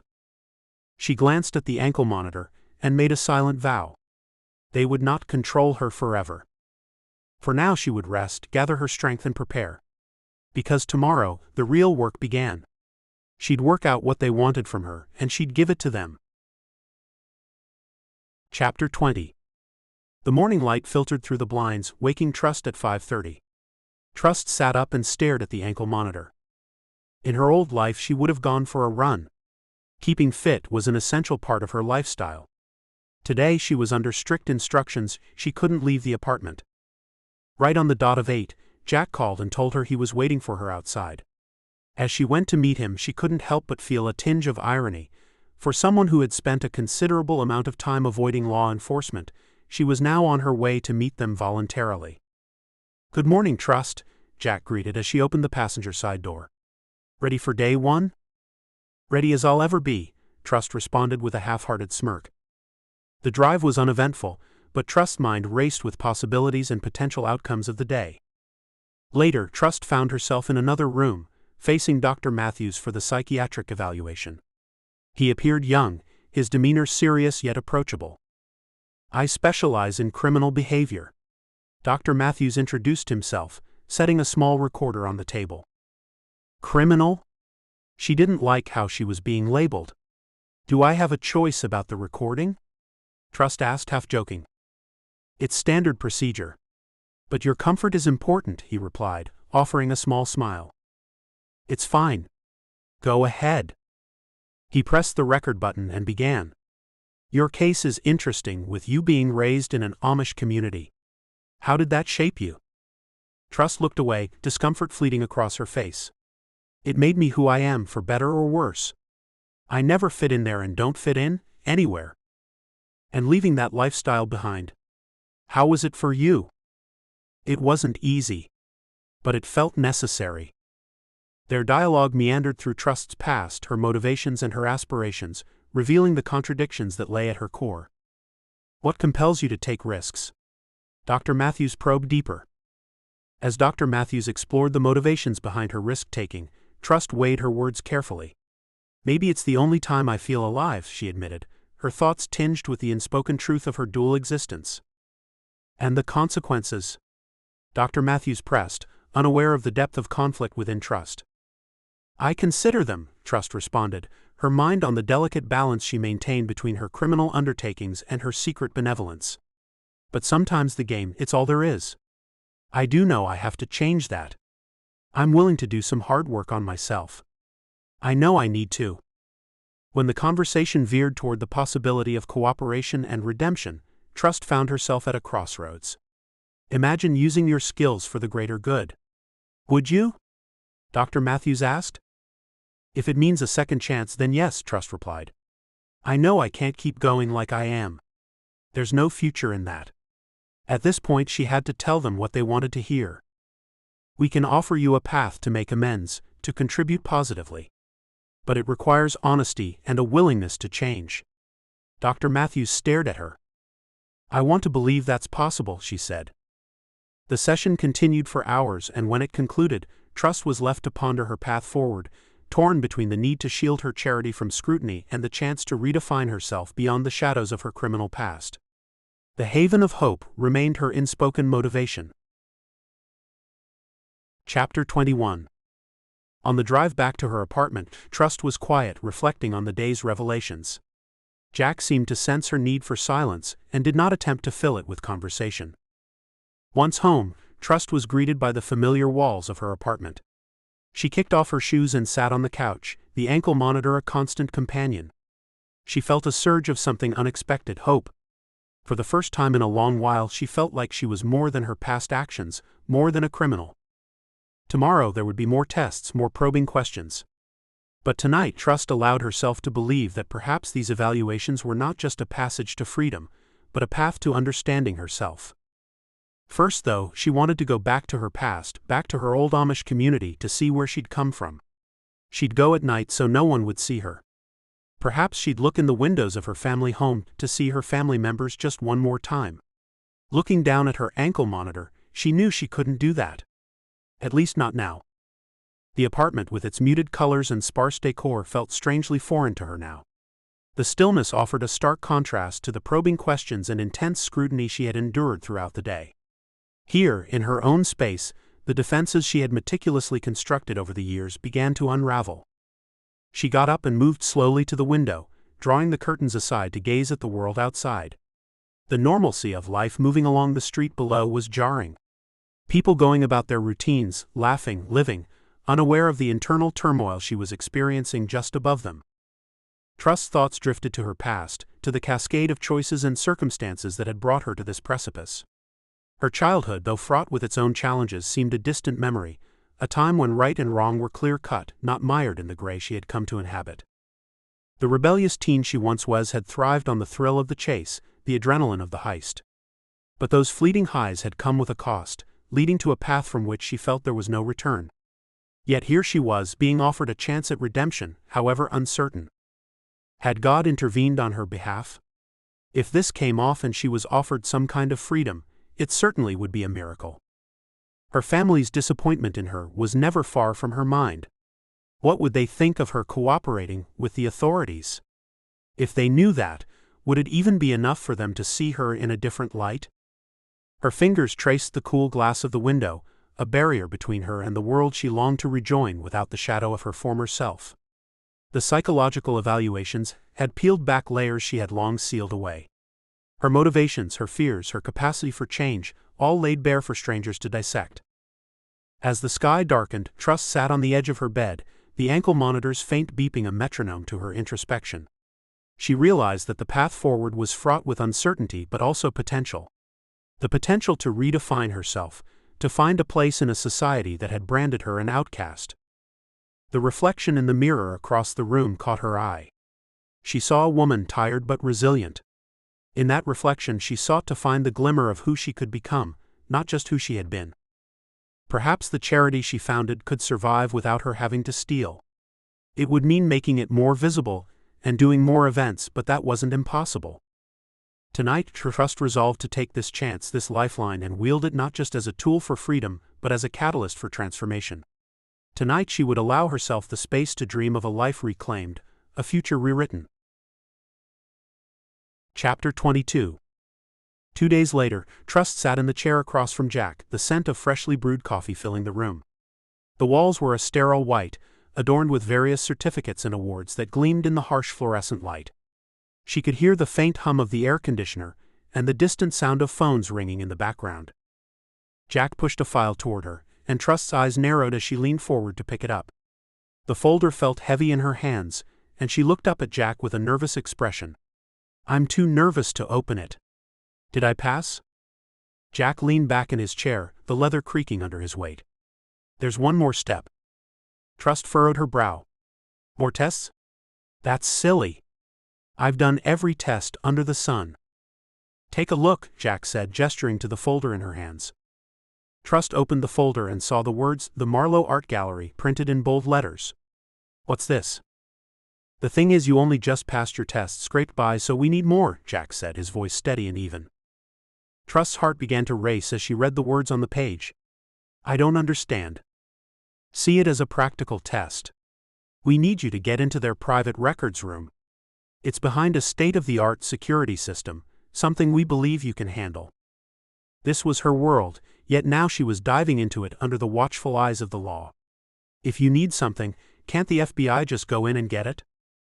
Jack's lips curved into a slight smile. It's confidential. I can't get into that side of things with you. And what's my cover? Trust asked, her voice steady despite the storm of thoughts swirling in her head. Wait. Am I being set up for something? No. Not at all, Jack reassured her. As I said, this is a practical test. We've set up a persona for you. Evelyn St. James, an affluent art collector new to the scene. He handed her another file, and Trust flipped through the pages, absorbing every detail. Evelyn was perfect, sophisticated, wealthy, unassuming. She would blend in seamlessly. Is Evelyn a real person? No. She's not real, but she's a mishmash of several real people. I assume you've got invitations to the upcoming private exhibition? Trust asked, her mind already racing through the plan. Jack nodded. Yes, and we've taken care of all the necessary background checks. As far as they're concerned, Evelyn St. James is an impeccable addition to their exclusive guest list. Trust looked back at the file, her heart pounding in her chest. Are you in? Jack asked. Trust couldn't believe it was this easy. Do I get my ankle bracelet off? You'll be under heavy surveillance, so yes, we'll take it off soon, but not today. I'm in, Trust said, her voice resolute. She didn't really have any other choice. As Trust leaned back in the plush chair, a thread of irony wove through her thoughts, stitching a pattern of cynicism and disbelief. The room suddenly felt like a stage for a play, where the roles of hero and villain blurred into indistinguishable shades. She couldn't help but muse internally, her mind racing faster than her heartbeat. As long as it serves their purpose, it's not theft, it's a mission. How convenient, she thought. All this time she'd been painted as the villain for her skills, but when those very skills became useful to them, suddenly the narrative changed. Is morality just a costume then? Something you can wear or shed depending on the occasion? She felt a cocktail of emotions she found hard to swallow. They need me, yet they loathe what I represent, unless of course it's under their banner. As she flipped through the pages of the file, outlining Evelyn's life in meticulous detail, Trust couldn't shake off the irony. The lines are so blurred now, it's hard to tell where one ends and the other begins. The thought lingered, a shadow cast over her resolve. Yet within that shadow, a spark of defiance flickered. If they think they can use me as a pawn in their game, they're in for a surprise. I'll play along, but on my terms. After all, if the FBI can justify theft for the greater good, who's to say I can't redefine the rules of the game myself? The next day, Trust found herself back in Jack's office, hunched over the detailed blueprints of the Marlowe Art Gallery. The intricate layout sprawled out before her, a maze of high-tech security systems waiting to be navigated. She traced her fingers along the lines, mapping out her route through the fortress of technology. The gallery's security was a formidable opponent, boasting motion sensors, infrared cameras, and pressure-sensitive floors. For most, an insurmountable obstacle. For Trust, a thrilling challenge. Special Agent Jack Fletcher entered the room, accompanied by a tech expert he introduced as Randall. The man laid out an array of gadgets and devices on the table, each one more advanced than the last. Miniature cameras, electronic lockpicks, and a compact jamming device were just a few of the tools of espionage and infiltration on display. Trust examined each gadget with a critical eye, her mind already churning with possibilities. These will do, she said, but I'll need something for the pressure-sensitive floors. What have you got for those? Randall frowned. We've been working on them, but I didn't know you'd need them for this job. What about something that will elevate me, so I can hover over the floor and never touch it? Can you make me invisible? That would really help. Trust gave a little laugh when she saw the surprise on Randall's face. Fletcher shook his head. She's joking, he told Randall. Randall looked over at Trust, and then down at the equipment. After Fletcher thanked Randall, he left the room. This is a serious matter. It's a big risk for me, Trust. You understand that, right? Fletcher asked. Sorry, I just couldn't help myself. He was so proud of everything. I thought I'd give him some ideas. It's just like a spy movie. I got carried away. Fletcher sighed. I put you forward because of your help with the hostage situation. It made me think your skills might be valuable in other areas. I know. And you have my word, I'll get you what you need. I won't let you down. If you're going to be working around here, part of that is getting on with others. Teasing Randall like you did just now wasn't a good idea. Got it? It won't happen again. Chapter 23. 2 nights before the mission at the gallery, Trust sat alone in her apartment running through the plan in her mind. Every step, every turn, every potential misstep. She was ready. Her ankle monitor beeped, telling her it needed to be recharged, something for which she was responsible. She called Kent, the proverbial wizard behind the curtain of screens and codes. The battery in my ankle monitor is dying. How do I get it off? It's got anti-tampering things on it. You want to remove your ankle monitor? That's a ticket back to prison, Trust. I'm not planning on getting caught. I just need to see home. One last time. Are you homesick? No. I just want to see what I left behind. I can't describe it. It's just something I need to do. I blame it on the psychiatrist. I don't think you should. The risk is astronomical. They'll know the moment it's tampered with. You're playing with fire. Then help me make sure I don't get burned. Come on, don't fail me now. You've always figured out a way.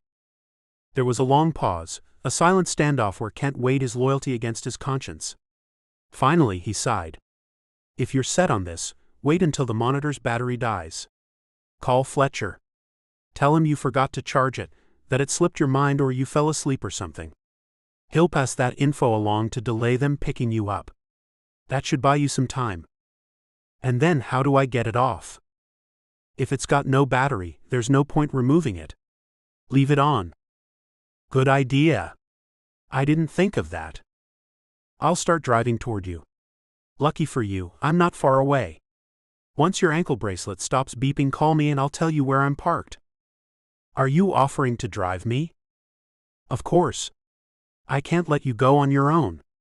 Lucky for you, I happen to be close to your place right now. Excellent. Trust ended the call and sat in silence, the weight of the plan pressing down on her.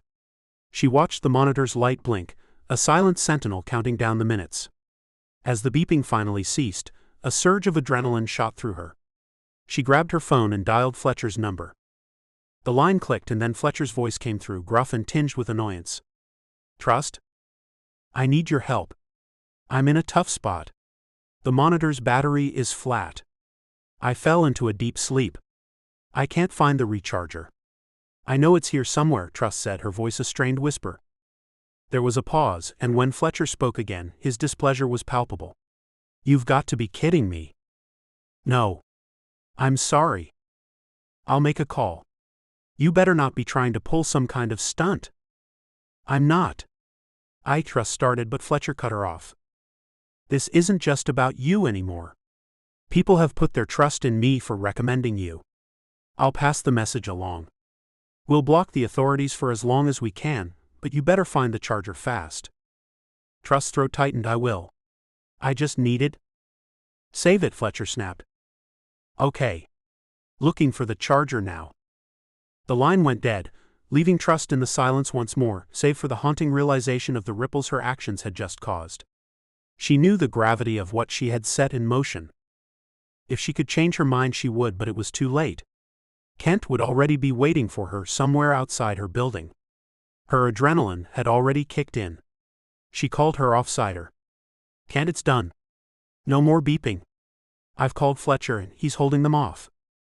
Okay, stay calm. I'm parked just around the block, in the shadow of the old grocery store.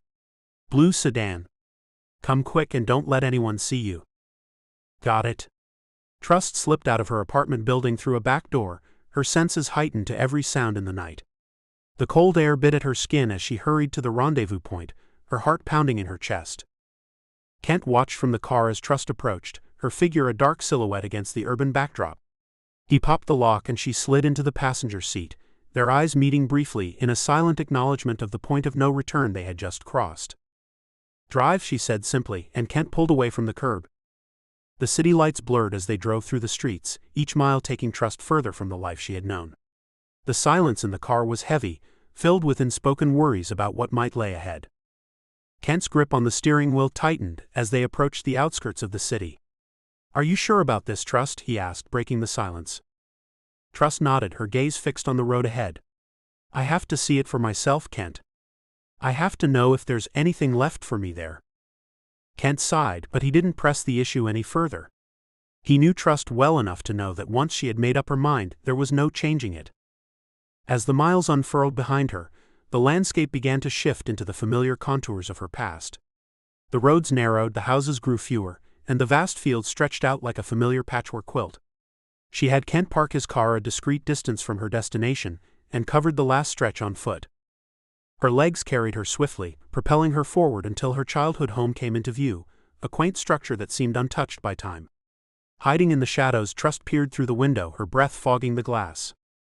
There inside was her grandmother, a figure as enduring as the house itself. The old woman's hands were busy with some task, her movements sure and familiar. Even though the old woman had been mean to her, Trust was relieved that she was still alive, still the matriarch of their family. Then her grandmother stood up and spoke to someone. Trust moved and saw her mother and Serenity on the couch opposite. Serenity looked as though she belonged there. The scene was a living portrait of the life she had left behind, each person a character in a story that was no longer hers. With a heavy heart, Trust turned away, a tear tracing a silent path down her cheek. She was about to retreat to the car when a voice pierced the quiet. "Trust, is that you?" "Trust." Startled, Trust spun around. There, sitting in a buggy, was her brother Thomas peering out at her. Panic surged through her veins. She didn't want to be recognized, not yet, not like this. Without a word, she turned on her heel and started running. The sound of hooves against the earth soon filled her ears. The last thing Trust had expected was to be chased by a horse and buggy, but that's exactly what was happening. Her breath came in ragged gasps as she pushed her legs to move faster, the horse and buggy gaining on her with each stride. Then, as if the heavens themselves were echoing her turmoil, the sky opened. Rain poured down in sheets, soaking her to the bone in seconds. Thunder roared overhead, a primal sound that resonated with her own turmoil, and lightning illuminated the sky in stark, blinding flashes. Trust's desperate flight led her into a cluster of trees. She crouched there, her heart pounding, her lungs burning for air. She risked a glance back and through the curtain of rain saw a terrifying sight. The buggy was struck by a bolt of lightning accompanied with a terrifying sound. Trust's eyes widened in horror as the buggy exploded into flames, the horse rearing up in terror before bolting away into the night. She couldn't believe what had just happened. Her brother, he couldn't be dead, could he? Someone grabbed her from behind and swung her around. It was Kent. "I think I just killed my brother. We've got to go now. Come on." He pulled on her arm. She rushed toward her brother, but Kent grabbed her arm. "He's fine. I saw him running away." "Are you sure?" "Yes. Come on. Or you'll end up back in prison." Tears streamed down her face as she stumbled back to Kent's car, her body racked with sobs. She collapsed into the passenger seat. Kent drove away from the scene, leaving the burning wreckage behind them. Trust stared out the window, her mind a whirl of emotions. Guilt, fear, regret, they all swirled together in a toxic cocktail that threatened to consume her. She had come back to see her past, but instead she had destroyed it. And now, she wasn't sure if there was anything left for her to hold on to. As the car sped through the night, Trust knew that she had crossed a line that she could never uncross. And she wasn't sure if she could ever find her way back. She wasn't sure if she believed Kent. If Thomas was dead, she'd never forgive herself. Chapter 24. Trust's heart was still pounding when she arrived back at her apartment. She locked the door behind her, leaning against it as if to shut out the night's turmoil. Then she hurried over and plugged her ankle monitor into the charger, watching the light as it blinked green. Just as she let out a sigh of relief, a sharp knock rattled the door. Her heart leapt into her throat. It was too late for visitors, and she wasn't expecting anyone. She hoped it wasn't the police, but they would have probably broken down the door. The lead was long enough to get to the door, thankfully. She opened it to see Fletcher looking not too happy. "You were pinged for a violation regarding your ankle bracelet," he said, moving through the doorway, his eyes searching hers for any sign of deceit. Trust's mind raced, but she managed an apologetic smile. "I'm so sorry, Fletcher. I turned the place upside down and then I found it. It's on and charging now." Fletcher's gaze dropped, and then Trust recalled she had mud on the hem of her jeans. Quickly she swayed on her feet so he wouldn't look down, letting out a soft gasp as if the room had tilted. Without hesitation, Fletcher stepped forward, catching her in his arms. "Easy," he said, guiding her to the nearby couch. After a moment she opened her eyes. "Are you okay?" She sat up a little. "Did I faint?" "I lost you for a moment." "The stress?" Trust breathed, feigning weakness, "must have caused me to faint." "Rest there for a moment." While she lay on the couch, Fletcher stood up and made a call, speaking in low, official tones. After a moment he ended the call and turned back to her. "It's taken care of," he assured her, "but don't let this happen again." Trust nodded. "Thank you, Fletcher." His eyes narrowed slightly. "Where did you find the charger?" "In the kitchen bin," she lied smoothly. "I must have accidentally tossed it out when I was clearing the kitchen counter." Her mouth turned down at the corners as though she was holding back tears. He sat down next to her. "Look, when you called me earlier, I had them disconnect to your monitor. You're getting it off tomorrow anyway." "I'm sorry for the scare," he said, "but you have to understand the seriousness of these protocols." She nodded, murmuring, "I do. I won't let it happen again. I'll leave it where it is and won't move it." "Oh, so I don't really need to charge it now?" "No. Do you need anything? Can I get you a glass of water?" "I'm fine. I'll go to sleep in a minute, and I'll be better in the morning. And don't worry, I won't let anything affect me being Evelyn at the gallery." "Good. I'll drive you in tomorrow. It'll be a big day. You'll have a lot to absorb." "Thank you, Fletcher. I'll be ready for it. One of those psychiatrists that was testing me made me think. What if we're all born as clean slates, and it's the environment that shapes us? Also, it's what happens to us and how we react to it. So, if I'd been born into a different family and had different experiences, I'd have a whole different personality, but I'd be the same person." He glanced over at her. "But would you be the same person if you had a different personality?" "Well, in theory, yes." Interesting thought process. Fletcher stood, lingering for a moment as if he wanted to say more, but then he turned toward the door. "If you need anything, just call." "I will. Thanks again." He gave her a long look, then nodded and left, closing the door behind him.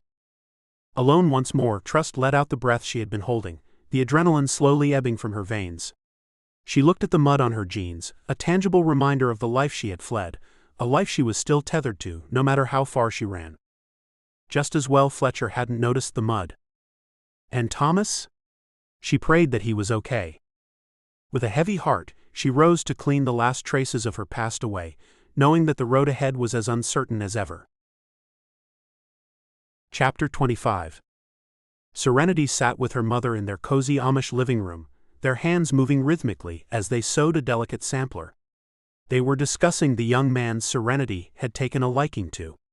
The tranquility of the moment was shattered when Thomas burst into the room, his clothes soaked, dripping water onto the wooden floor. "Trust. I saw Trust," he exclaimed, panting from exertion. Everyone turned to stare at him, as if he had lost his mind. Their mother was the first to break the silence. "Thomas, your clothes are dripping and making a mess all over the floor." He hastily stepped onto a mat, but his urgency wasn't dampened.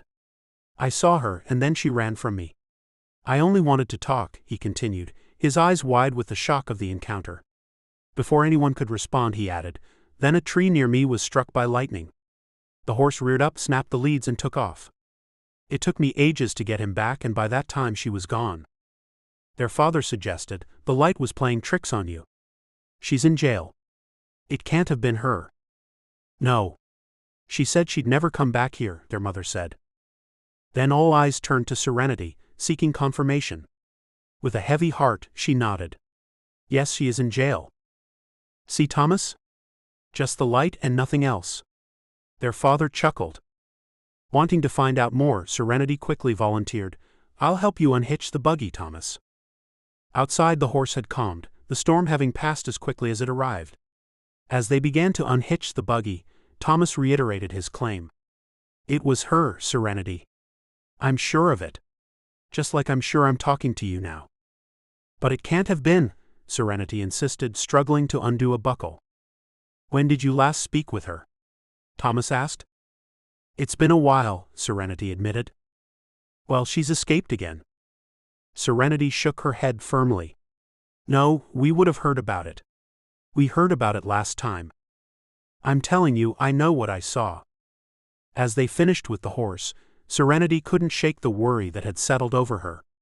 She had to know if Trust really had escaped again, against all odds. Maybe she'd been trying to contact her. After ensuring the horse was properly cared for, Serenity returned to the warmth and familiarity of the living room. The air, still charged from Thomas's announcement, seemed to tighten further as she entered. Both her parents were standing there waiting, their expressions a blend of concern and disbelief, reflecting the gravity of Thomas's claim. "Was it really Trust, Serenity?" her father asked, his voice carrying the weight of parental authority mixed with a hint of desperation. The room fell silent, waiting for her response, a silence so profound it seemed to echo. Serenity felt the weight of their gazes, each one a thread pulling at the fabric of her resolve. "I don't know, but Thomas seems convinced he saw her." Thomas walked in behind her. "It was her, but believe what you want. Any food left?" "On the stove." After Thomas left for the kitchen, her mother's attention was turned back to Serenity. "Ever since you were children, she's always led the way, and you followed. I was just a kid. She was the closest sibling to my age." Her father nodded in agreement, his brows furrowed in reflection. "It's true. Trust was always the one coming up with ideas, leading the adventures. You looked up to her, Serenity, even when those adventures led to trouble." The room seemed to shrink as memories flooded back, of sunny afternoons turned into mischievous escapades, of whispered secrets and shared laughter, all under Trust's daring leadership. Serenity had idolized her older sister, her bravery, her wild spirit. But with admiration had come a shadow of consequence, moments when Trust's boldness had crossed lines, pulling Serenity along in the current of her decisions. "Yes, Trust influenced me, but she also taught me about courage and standing up for what I believe in. We were kids, we made mistakes, but we learned." "You learned." "She didn't," her father corrected her. Her mother stared at her. "We just worry about you." The choices Trust made led her down a difficult path, a path to destruction. "We don't want to see you follow in her footsteps, not in that way." Serenity walked past her parents and sat down on the couch. "I'm not following any footsteps. I'm not a child anymore. I can make my own choices, and if she did come here, she came for a good reason." Serenity's father shook his head. "If she comes back here, no good will come of it. She's a lost cause, but there's still hope for you if you stay away from her." Her parents sat down either side of her. Serenity didn't need a lecture, so told them what they wanted to hear. "I'll think about it." "Good girl." Her mother patted her on the shoulder, and her father just nodded. Serenity wasn't convinced her father believed her, but at least they'd stopped their unwelcome chatter. With the evening drawing to a close, Serenity excused herself, stepping outside under the canopy of stars. The world around her seemed vast, filled with shadows. Despite what she told her parents, she could never stay away from Trust. The bonds that tied her with Trust were impossible to unravel. Chapter 26. Trust moved Thomas to the back of her mind and spent the next day immersed in the persona of Evelyn St. James, a character as complex as the strokes on a master's canvas. As she studied Evelyn's dossier for the 50th time, Trust couldn't help but draw parallels between herself and the fabricated identity. Both were constructs of their environments, shaped and molded by the hands of those with greater power. But where Evelyn was a creation of fiction, Trust was a narrative of survival, written in the scars and triumphs of her own life. The briefing was thorough. The FBI left no stone unturned, detailing every possible scenario Trust might encounter. They drilled her on Evelyn's backstory, ensuring that her embodiment of the character was convincing down to the last detail. "Remember, you're not just wearing a mask," Agent Harris reminded her. "You must become Evelyn, think like her, move like her, be her." Only then will you be able to navigate the gallery without raising suspicion. The ankle monitor, a shackle to her former life, was removed with a clinical efficiency that felt almost anticlimactic. As the device clattered to the floor, Trust felt a pang of vulnerability. It had been a constant reminder of her transgressions and, paradoxically, a symbol of the FBI's watchful eye, a guardian of sorts. Trust's mind buzzed with what-ifs and maybes as she prepared for the following evening. The dress they had chosen for her was elegant yet understated, designed to blend in with the crowd while still hinting at the refinement of someone like Evelyn St. James. She practiced her walk, her smile, the tilt of her head, each movement choreographed to project the confidence and grace of her alter ego. Fortunately, she was alone having a bite to eat when her phone's abrupt ring sliced through the silence. Glancing at the caller ID, she felt her stomach knot. It was Alex Bevan, the linchpin of the Haven of Hope. His calls were seldom without cause, each one a stark reminder of the weight her decisions carried. "Alex, what's up?" "Trust, we're in a bind," Alex's voice came through, tinged with desperation. "The contractor for the women's shelter, they're on the verge of walking. We're short, Trust. Really short. The money you promised, it's critical now more than ever." Trust closed her eyes, pinching the bridge of her nose. "I know, Alex. I know. And I feel terrible about this. The situation's complicated." "Complicated how?" Alex's frustration was palpable. "I'm the one who has to face these people, Trust. They haven't seen a dime in weeks. We promised them a completion date, and now everything's hanging by a thread." She inhaled deeply, searching for the right words. "I assure you, Alex, the money is coming. I had planned for this to be the final job, enough to finish the shelter and transition us to legitimate donations." Alex sighed. "When, Trust? I need something concrete. These aren't faceless entities, they're people with families to feed, bills to pay. I'm the one who has to look them in the eye and tell them why they aren't being paid." The gravity of the situation settled over Trust. "I understand. Give me a week. I'm close to resolving the issue with Castle. Once that's done, the funds will be there." "A week," Alex repeated, skepticism lacing his tone. "You realize the position this puts me in, right?" Trust's heart ached at his words, a stark reminder of the real impact of their work. "I know, Alex. Believe me, I know. And yet here we are, at the mercy of whatever game you're caught up in," Alex countered, his voice now edged with disappointment. "I've always trusted you. Your heart's in the right place, but sometimes I wonder if you truly understand what it's like for me." The criticism stung, cutting closer to the bone than Trust would have liked to admit. "I do, Alex.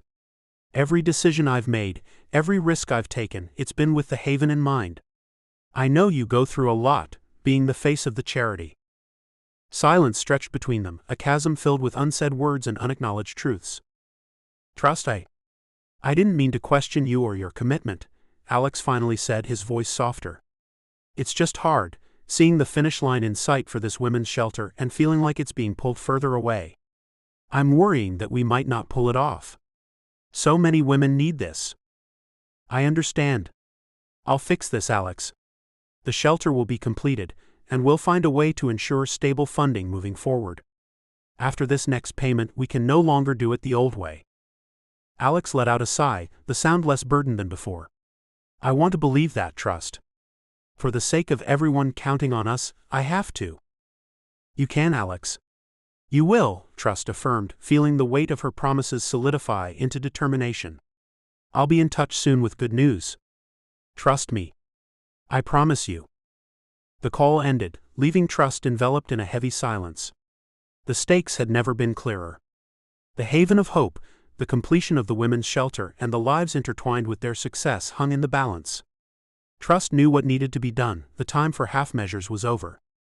Right now she had to focus on being Evelyn, and then she'd get those diamonds back. In the late afternoon, Fletcher's car glided to a halt outside Trust's apartment building, the hum of the engine dying as he turned off the ignition. He turned to Trust, his gaze intense, searching. "Ready for tomorrow night?" "I am. I can't see how this won't work. The training, the equipment, it's all been so rehearsed." "Don't worry. This will turn out well. I'll be able to do it with my eyes closed." Fletcher nodded, but his eyes remained guarded. "Confidence is good, but overconfidence can be fatal," he cautioned. In our line of work, the margin for error is razor thin. If even one person at that gallery smells a rat, it's not just the operation that fails, it's your freedom, maybe your life on the line. Trust's breath caught at the gravity in his words. She had been on the edge before, but this was different. The stakes were higher than they'd ever been. And after I pull this off, what then? No one's told me exactly what will happen. A wry grin tugged at the corner of Fletcher's lips. Then Trust, we discussed terms and conditions. The Bureau has plans for you, and trust me, they're very interested in keeping you close. For now, let's focus on getting you through this next step. Trust understood the unspoken message. Her path was not her own to choose, not yet. She could navigate the murky waters of espionage and deceit, she could dance to their tune, but until she fulfilled her end of this precarious bargain, she would never truly be free. When will I see you again? Tomorrow. A car will come for you at 6 and take you to the gallery. Got it? She stepped out of the car, her heels clicking assertively against the pavement. The afternoon air was cool against her skin, a stark contrast to the warmth of the vehicle she'd left behind. She turned to Fletcher.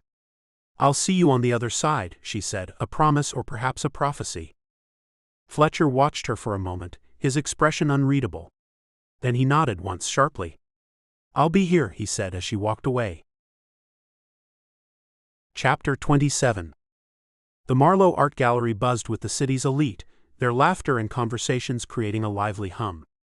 Trust, having taken on the persona of Evelyn, navigated the crowd with ease, her eyes discreetly scanning the layout. She noted camera placements, guard rotations, and potential blind spots, all while maintaining the poise of an art connoisseur. Amidst the sea of unfamiliar faces, someone from her real life emerged. Merrick Vale, her fence, a dealer in the high-stakes game of stolen jewelry, roamed the gallery with an intent that sent a shiver down her spine. Trust's mind raced, wondering what business he could possibly have here. Was he planning to lift a priceless painting himself, or had he manipulated someone else into doing the dirty work? The thought alone was a red flag, a danger signal flashing bright. If a piece of art went missing tonight, suspicion would cast a wide net and she would be ensnared within it. The last thing she needed was a crime to happen tonight, at least not one that she wasn't committing. She watched Merrick like a hawk, her breath a controlled cadence in her chest as he moved closer. There was a dance to their movements, a choreography of avoidance. She turned her head, letting her hair fall like a curtain, obscuring her face. She couldn't afford recognition, not when freedom was a glass menagerie, beautiful but fragile. One nod from Merrick and the carefully constructed world she inhabited could shatter, the shards a one-way ticket back to the cold embrace of prison walls. The minutes ticked by, each one a tightrope walk over the precipice of disaster. Merrick's presence was a reminder of the life she'd left behind, of the person she once was. But she was Evelyn tonight, calm, composed, a woman of grace and mystery. She hoped Merrick wouldn't recognize her all dressed up. All her dealings with him had been done while she was either in sweats or jeans with her hair in a ponytail. As Merrick's attention was momentarily caught by a particularly gaudy display of abstract art, Trust seized the opportunity. She excused herself from a conversation with a man who'd consumed a little too much champagne, and began to weave her way toward her objective. "Excuse me," a familiar voice rang out behind her. She turned around to see Merrick. "What are you doing here?" He glanced around him and focused back on her.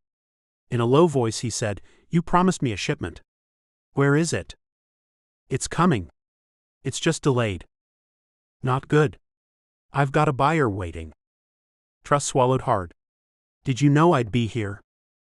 He smirked. "You're not the only one with friends in high places."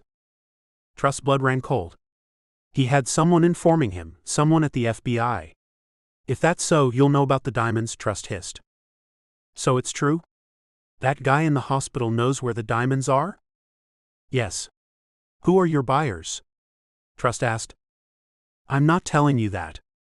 "Same goes for me. Listen, you deal with me and not anyone else. I've done my bit. No one knows who you are. I'll get you those diamonds, that's all you need to worry about." His eyebrows flickered up and down. "Don't leave me waiting. The buyers are getting antsy. I'll leave you to it." He turned around and walked away. Trust stood there watching him go. Now he knew for certain that Castle had the diamonds, was going to cut her out. She had to find a phone and get in touch with Serenity. If Serenity talked with Ryan and told him she was her sister, he might tell her where the diamonds were, especially if he thought he was going to die. Back to the issue at hand. She made sure no one was watching her. Each step was measured, the beat of her heart a metronome guiding her through the labyrinth of opulence and art. She slipped into a secluded corridor, the noise of the event dimming behind her as she entered the silent, sterile space of the staff areas.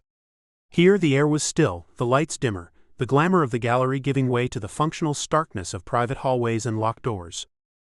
Her heart was a drum, pounding against her ribs with an intensity that threatened to betray her calm exterior.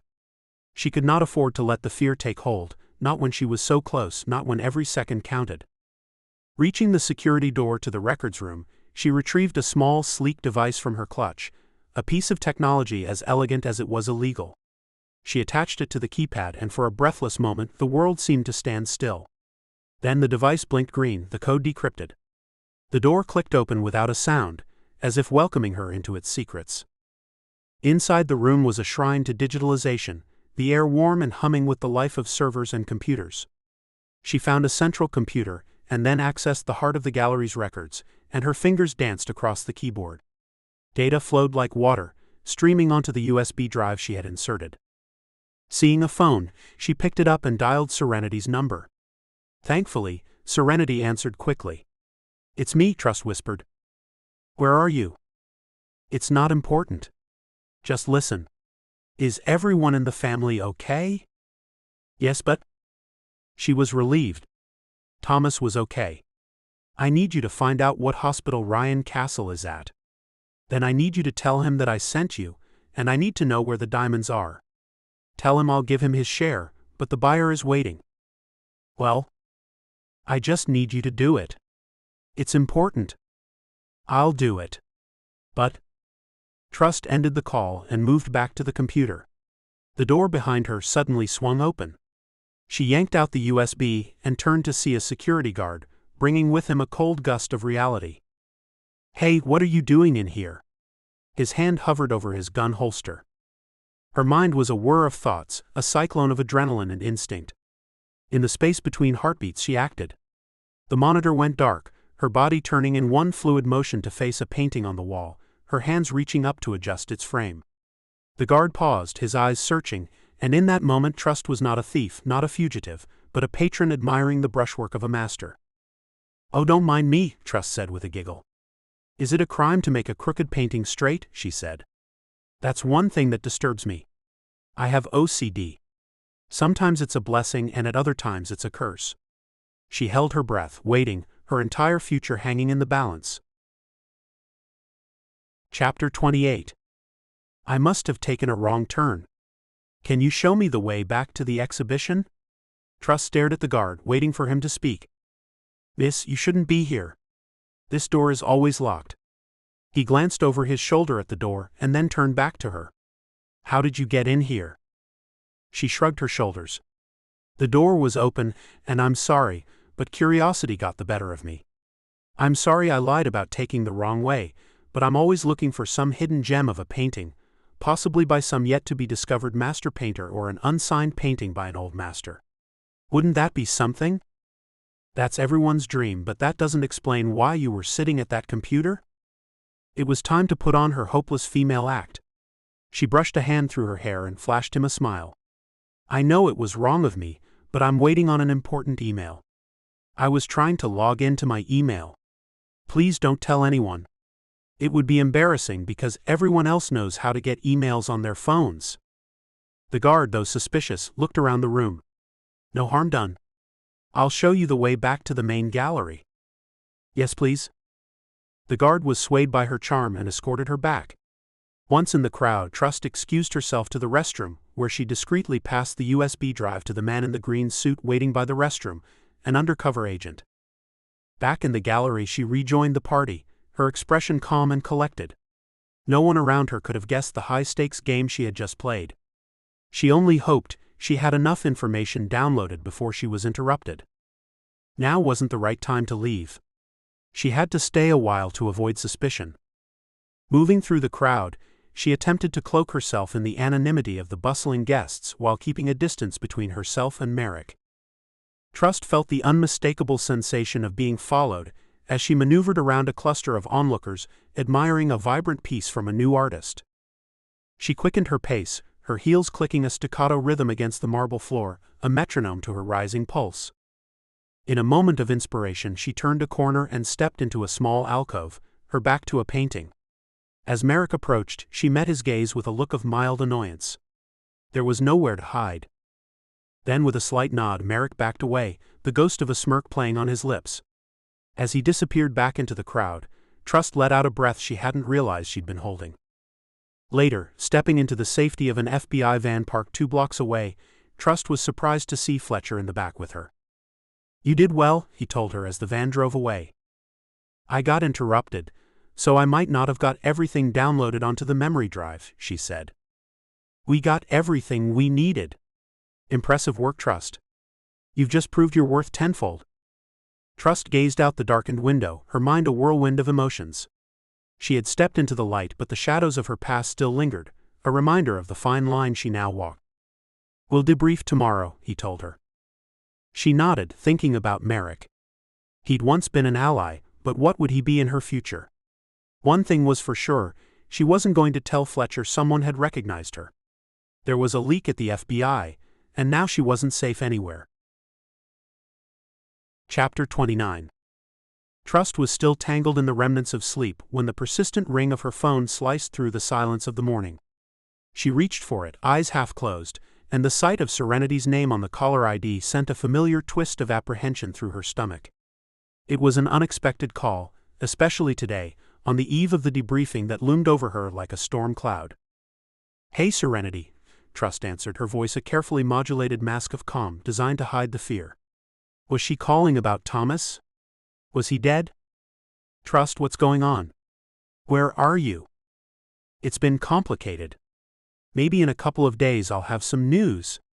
Everything's under wraps right now, so I really can't say more than that." "I just need to know you're safe," Serenity pressed, her voice soft. "There was this storm and Thomas said he saw you. He followed you until lightning nearly struck him." Trust felt a pang of guilt. "Is he okay?" "He's fine." "Was that you?" Serenity asked. "That couldn't have been me." "Obviously not. There's a lot I can't explain right now. I'm still under certain constraints." "But you called me about Castle, so I know about that." "I did. Have you been to see him?" "Not yet, but I've found out where he's being treated and even got the room number. I had to pretend I was the nurse of a consulting doctor before they gave it to me. They said he's under police protection." "Good work. You need to see him, Serenity. Immediately. Time's not on our side. How will I see him if he's got police protecting him? Believe me, they won't be doing a good job. It'll just be some overweight, over-the-hill middle-aged cop who doesn't really care. Just tell him you're Castle's cousin or something." "Okay. I'm going there today, as soon as everyone leaves. Mom's going visiting with Mammy." Mammy is what they called their grandmother. "Good. Thank you." Trust could almost see Serenity's concerned expression, her mind undoubtedly racing with questions and fears. "I found out something about Uncle Pete," Serenity said after a moment. "What about him?" "Not much yet. He was our dad's brother, left after being ostracized for something or other. This was way before Dad became the bishop, and probably before we were born." "And his crime?" Trust probed, curiosity getting the better of her despite the worry of her own situation. "I'm still digging. I plan to visit the library and go through some old papers, and maybe Eddie and Elsa May could shed some light. They've been around long enough." "Are they still alive?" Trust asked. "Yeah, and doing well. Eddie, she stood up for me once when I was accused of stealing that donation money." "I remember." "Listen, the diamonds are what matter now. Uncle Pete can wait. I need those diamonds back, Serenity." "But think about it, Trust. They painted Uncle Pete as a villain, but what if he's just like us? And I met someone, Justin. He's new here. He could become my husband for real." "You told me about him already. You said you like 2 men. I'd love to talk about all that, but I hardly get to talk with you anymore. You're the only person who can advise me, so what do you think? About staying or leaving the community? I'm torn. Trust pondered her sister's question. If Justin makes you consider staying and it feels right, then maybe it's worth a try. Just make sure it's your choice, not anyone else's. Serenity's voice softened. I wish I had your certainty. You always know exactly what to do. I'm far from certain about anything anymore, Serenity. Every choice is a balancing act. When will you tell me what's really going on? Soon, hopefully, Trust assured her, a promise she hoped she could keep. But right now, focus on Castle and the diamonds. I'm running out of time. I'll head to the hospital first. Then I'll see about Uncle Pete. Just focus on the task at hand, okay? Uncle Pete isn't going anywhere. Okay. I promise. Be careful, Serenity. And make sure Castle knows I sent you, and tell him I'll give him his share. Got it. As they ended the call, Trust felt the weight of her dual existence settle back upon her shoulders. She stood, stretching away the stiffness, a brief glimpse of vulnerability reflected back at her from the mirror. For a moment she allowed herself to imagine a simpler life, a stark contrast to the shadows in which she dwelled. Chapter 30. Serenity tucked her phone back into the hidden pocket in her apron, a soft sigh escaping her lips. She shouldn't have had a phone at all now that she was back in her Amish community, but she didn't see how anyone could survive without one. Besides that, she needed to keep in contact with Trust. The conversation with Trust had ended on a hopeful note, but now the real work began. She turned her attention to the task at hand. She needed to do a favor for Trust and find out where those diamonds are. Serenity knew Trust wouldn't have asked her to do anything unless it was important. Besides, she wasn't doing anything illegal. All she would be doing is asking someone a question. 2 hours later, Serenity, adopting a cloak of calmness she did not feel, entered the hospital, her heart pounding against her chest with every step she took. She navigated through the sterile white hallways with a single-minded determination to find Ryan Castle's room. She had to be swift. The hospital was a labyrinth, and the longer she stayed, the higher the risk of being caught in a lie. Finally, after what seemed like an eternity, she found the room where Ryan was supposed to be. Peeking through the slightly ajar door, Serenity's breath caught in her throat. The scene before her was straight out of a nightmare. A man, his features twisted in a grimace of frustration, stood over Ryan, a gun in his hand. On the floor lay a police officer, hands cuffed behind his back. She was in over her head, but now was not the time to panic. The man leaned in, his voice a venomous whisper that filled the sterile hospital room with malice. Where are the diamonds, Castle? You and I both know you have 'em. Serenity had trouble hearing, so she pushed the door open slightly. The man with the gun whipped his head around, saw her and lunged at her, dragging her into the room before she knew what was happening. He pushed her to the floor and held her there with his large black boot. Who are you? He demanded. Trust's sister, she squeaked, too scared to think of anything clever. The man picked her up and threw her into the chair next to the bed. Stay there and don't say a word. Are you by yourself? Yes. He glared at Serenity and turned his attention back to Ryan. The diamonds. Where are they? Ryan, pale and weakened from his injuries, managed a defiant glare. His voice, though frail, carried a hint of resilience. I don't know what you're talking about. The man's patience snapped, his frustration boiling over. Don't play dumb with me. Trust sent me. She's running out of patience, and frankly, so am I. Serenity was too scared to say that Trust hadn't sent him, but it seemed pretty obvious now that she'd showed up, revealing that she was Trust's sister. Ryan's eyes narrowed, skepticism etched into his weakened features. Trust? If she sent you, she would have given you the code word. What is it? Caught off guard, the man's face contorted in anger. You think this is a game? He hissed, pressing the cold barrel of the gun against Ryan's temple. The metal gleamed ominously under the fluorescent lights. Are you willing to die for a few diamonds? I don't need a stupid code word. Ryan's breathing became erratic, his heart rate monitors beeping more urgently. Yet there was a spark of defiance in his eyes, even as his body betrayed him. Then you've got nothing. The tension was palpable, a tangible force that seemed to suffocate the very air. The standoff seemed to stretch for an eternity, The only sound the erratic beeping of the heart rate monitor and the shallow breaths of the two men. Suddenly, Ryan's body convulsed. The man with the gun cursed under his breath as he took a step back. As the man was staring at Ryan, Serenity noticed an emergency button behind her. She pressed it and the piercing alarm sounded. The gunman took off out the door. Then Serenity ran out the door heading the opposite way, her footsteps echoing down the hallway. Behind her, the sound of medical staff rushing to Ryan's aid was a stark reminder of the peril she had just escaped. After the harrowing experience at the hospital, Serenity sought refuge in the relative safety of a public restroom. With trembling hands she shed the inconspicuous clothes she had worn to blend in with the outside world, and donned her Amish attire once more. The familiar feel of the fabric was a small comfort in the chaos of her thoughts. She had ventured into a world far removed from her own. Perhaps she was better off staying in her Amish community. It was safe there.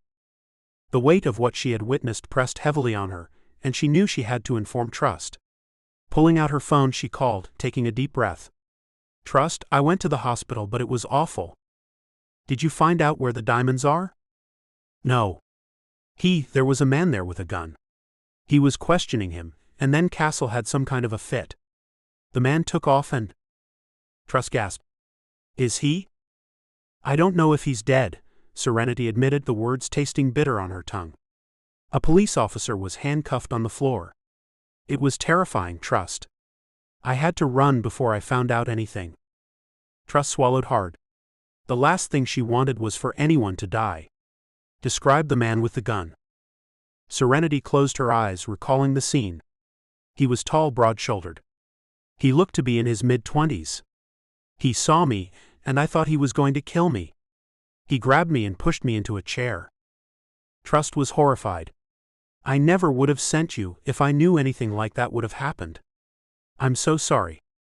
He was demanding the diamonds from Ryan, saying you sent him.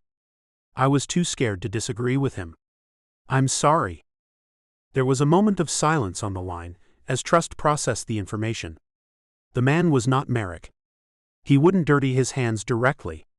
He had sent someone else. He'd gone behind her back, and that was shocking, seeing she'd made him a very rich man. I don't know who the gunman was, but I'm pretty sure I know who sent him. You can't trust anyone. I'm sorry, Trust. I thought I could help. I'm the one who's sorry. I should have never gotten you involved. It's not your fault. Thanks for trying, and I'll never ask you to do anything again. It did give me a fright. I thought he might kill me. Stay safe, Serenity. Lay low for a while, Trust said. I'm off to find out about Uncle Pete.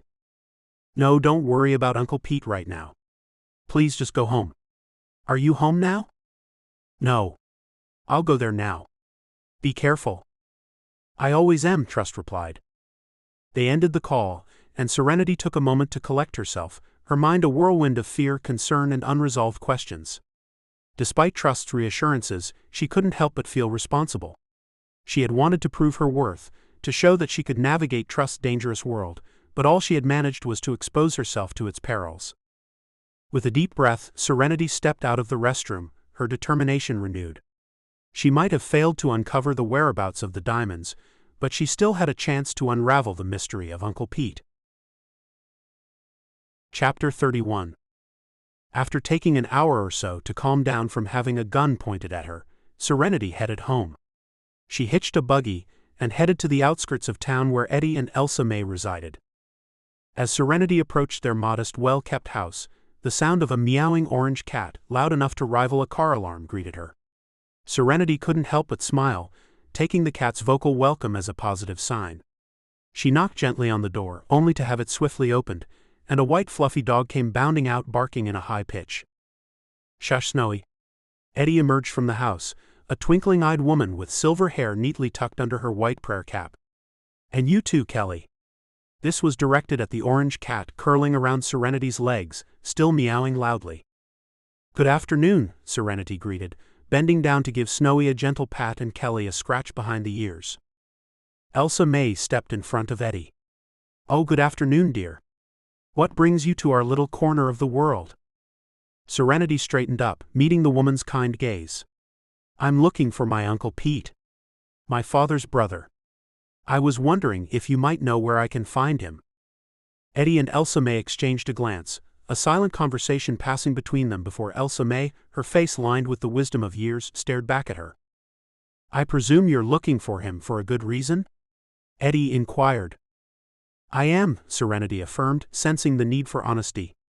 It's important that I speak with him. Some family matters need resolving. Well, dear, why don't you come in for a bit? A cup of hot tea will do you good before you continue, Elsa May offered with a warm smile. Grateful for the kindness, Serenity agreed and followed them into the cozy kitchen. The sisters busied themselves with the tea, and soon she was seated at a table adorned with a colorful hand-stitched tablecloth, a steaming cup in front of her.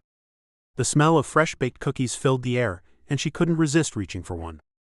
As she was about to enjoy her treat, Snowy jumped up, snatched the cookie from her hand, and scampered off to his bed, leaving Serenity chuckling softly at his boldness.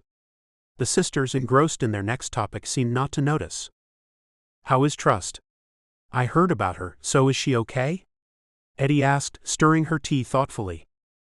Serenity opened her mouth to answer, but Elsa May interrupted. I always said Trust wasn't the thief they made her out to be. She was never caught red-handed, was she?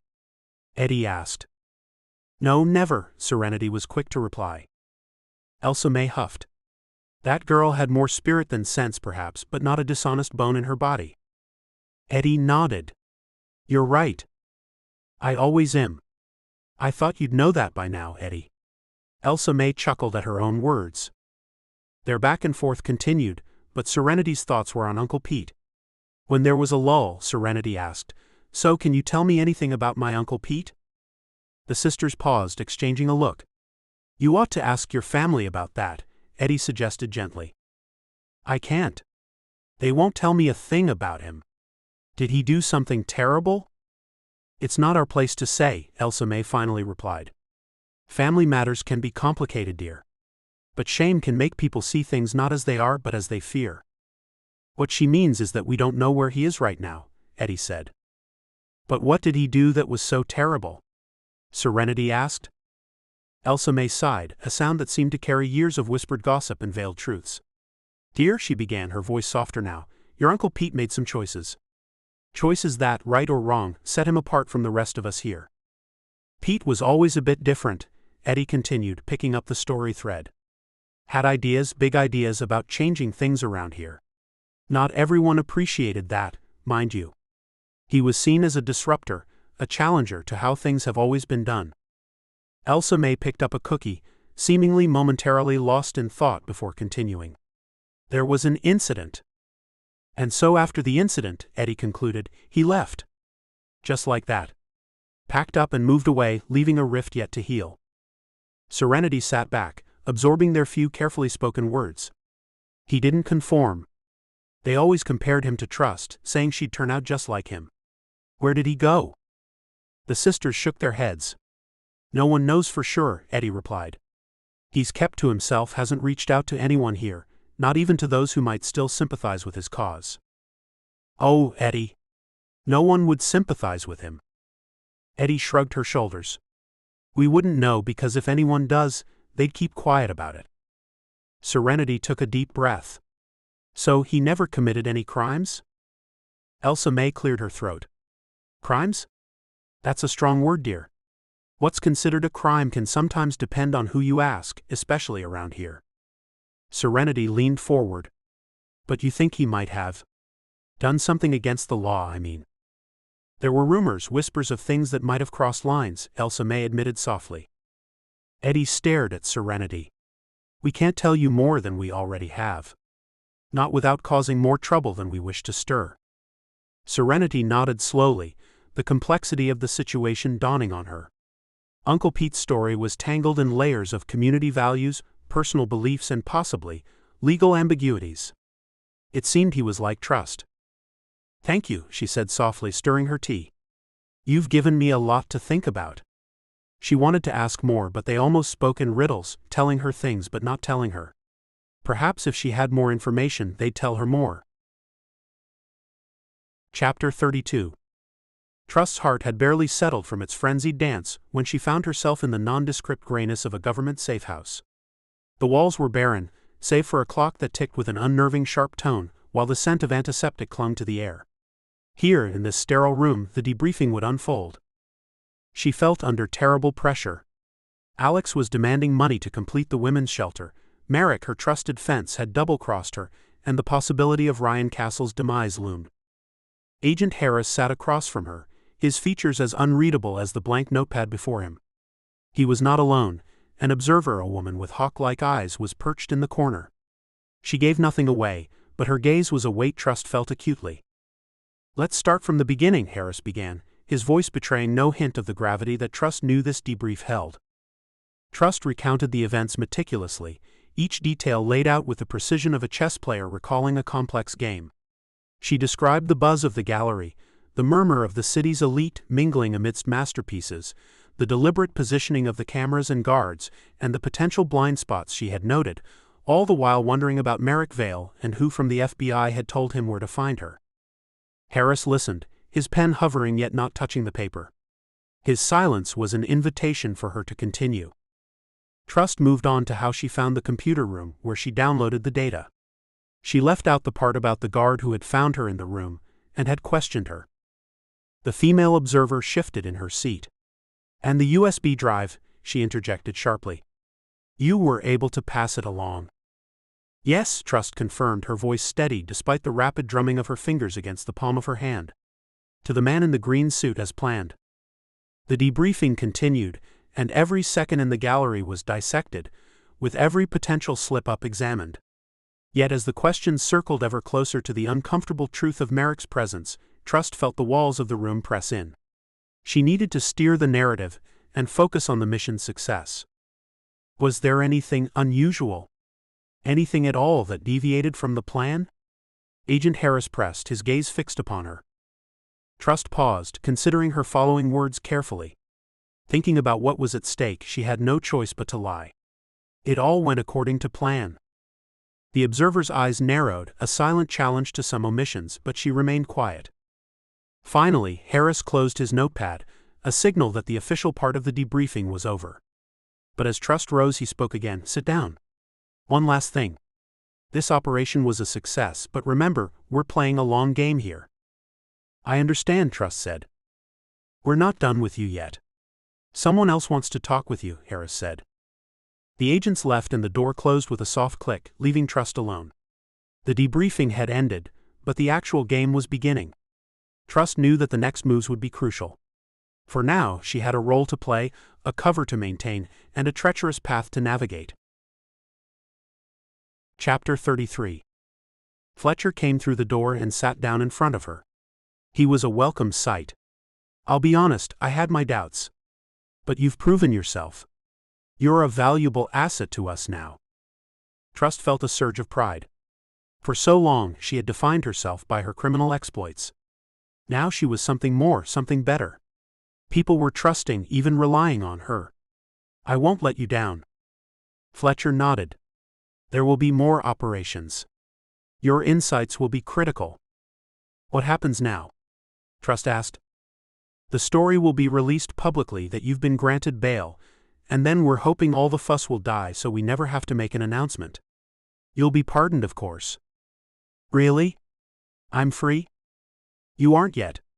You have to sign some documents. Your lawyer has already looked them over. Give him a call." "I don't have to be locked up again." "No. I will give my lawyer a call." "So no one will know I've been pardoned?" Trust asked, not sure if she liked the sound of that. She still wasn't certain that this was all real. It seemed too good to be true. Then she realized they weren't pressing her for the names of her accomplices. She couldn't have done what she did without Marty and Kent. And of course she had to protect Merrick, her fence, at least until she knew more about what he was up to. She looked back at the handsome agent. If they were going to be working close together, it wouldn't be too bad. "No one will know of your pardon for now. Of course, it goes without saying you'll have to stay on the straight and narrow from here." She wasn't sure if that was possible, but she could give it a try. "What do you say?" He stared at her intently. She was wondering how she could bridge her two worlds. After all, she still had to retrieve the diamonds so she could fund the Haven of Hope's new venture, the women's shelter. As she'd done all her life, she seized the moment. "I'll do it, of course." She offered her hand for him to shake. He smiled as he shook her hand. Jack's office door flung open suddenly. Trust turned around to see the woman agent who'd been sitting in on her interview. She'd now taken off her jacket to reveal a figure-hugging skirt, with her blouse unbuttoned further than it had been moments before. "Just stopped by to see if you wanted help on this case," the woman said. Jack shook his head. "No, it's under control, thanks." She folded her arms and walked further into his office, looking at Trust. Trust stood up and reached out her hand. "We haven't officially met." Trust Zeigler. When Monica didn't move, Jack said, "Trust, meet Monica." "Hello, Monica," Trust said, letting her arm drop down by her side. Monica's gaze swept back to Jack. "I never thought this would happen. I thought it was a joke." "It's not a joke, Monica," Jack said. "Trust will be working with me from time to time." Monica shook her head, still staring at Jack. "I've just wrapped up a case, so if you need help with anything, you better be quick." "I'll keep that in mind." Monica smiled at him, and then shot a frosty look at Trust before she walked out the door. Wow. Trust couldn't believe how rude the woman had been. "Who was that?" "She was sitting in on my interview. She's got the office next to mine. She's always inserting herself in my cases. As you can tell, she's not on board with you being here." "I gathered that. I hope I won't be working with her." "No. You'll be working with me." Trust smiled. That's why Monica wasn't happy. She obviously had a crush on Jack. Not that anyone could blame her for that. "When can I get out of here?" He stood and moved toward the door. "You can leave now, and you'll be officially free once you've signed those documents I mentioned. Be at my office tomorrow at 9. "I'll be there." Relief flooded through her body. She'd won, and it was the best feeling in the world. Or it would have been, if she didn't have those diamonds on her mind. But she'd never go back to prison, and if she hadn't escaped, she never would have gotten this opportunity. Who said crime didn't pay? Jack put his hand on the door and opened it slightly before he turned around to look at her. "And bad news about your boyfriend." "I'm sorry." She stared up at him, holding her breath. "Was Ryan Castle dead?" Fletcher grinned. "He's going to make it." Trust was relieved. "He's not my." Agent Jack Fletcher had already moved through the door and closed it behind him. Chapter 34. Trust awoke in her Upper East Side apartment, relieved to be free but aware that her freedom came with conditions. Just yesterday the FBI had signed an agreement with her, but still she remained vigilant, taking everything one day at a time. Stretching in bed, she savored the comfort of her soft sheets, a stark contrast to the harsh reality she'd faced weeks ago when a 25-to-life sentence loomed over her.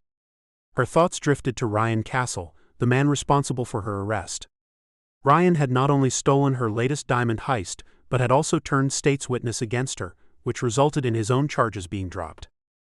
Without the proceeds from those diamonds, her plans to fund a women's shelter were in jeopardy, threatening dire consequences for the charity. With the FBI's close surveillance, finding another way to secure funds seemed impossible. Despite her agreement with the FBI, Trust was unclear about their expectations. For now, her priority was retrieving the diamonds. With a sense of resolve, she threw off her covers and, halfway to the bathroom, grabbed her cell phone to call the hospital under the guise of being Ryan's sister. Privacy regulations thwarted her attempt to gather more information, but she confirmed that Ryan was indeed still hospitalized. After a leisurely shower and changing into jeans and a soft pink blouse, she enjoyed the small luxury of blow-drying her hair, something she couldn't do in prison. At her makeup table, she applied heavy foundation to cover her prison-weathered skin and sharp cat-eye eyeliner to accentuate her blue eyes, finishing with a touch of neutral lip color. Gazing at her reflection, she was thankful to look nothing like the mugshot that had once plastered national headlines. With the sunny day lifting her spirits and no time for breakfast, she quickly downed an espresso and grabbed her handbag. As she opened her door, Special Agent Jack Fletcher stood there, hand poised to knock. "Going somewhere?" he asked, leaning against the doorframe. Trust looked up at the handsome FBI agent as she steadied her breathing. "I'm just headed out for breakfast," she said, unable to disclose her true destination. "It'll have to wait." He brushed past her into the apartment. Come in, she said dryly, following him and shutting the door with her foot. Thanks, don't mind if I do. He stopped in the center of the room, turning to face her. Coffee? I've just had one, thanks. He flashed a grin, revealing perfect white teeth. I meant, would you make me one? Oh. Sure. He sniffed the air. I smell Arabica beans with a hint of vanilla. That's my favorite blend. She placed her bag on the couch and moved to the kitchen area of her open-plan apartment. I know my coffee. He leaned on the marble island countertop. Nice marble. Calicut. Crime does pay, huh? A chill shot through her. Was Jack fishing for a slip-up to put her back behind bars?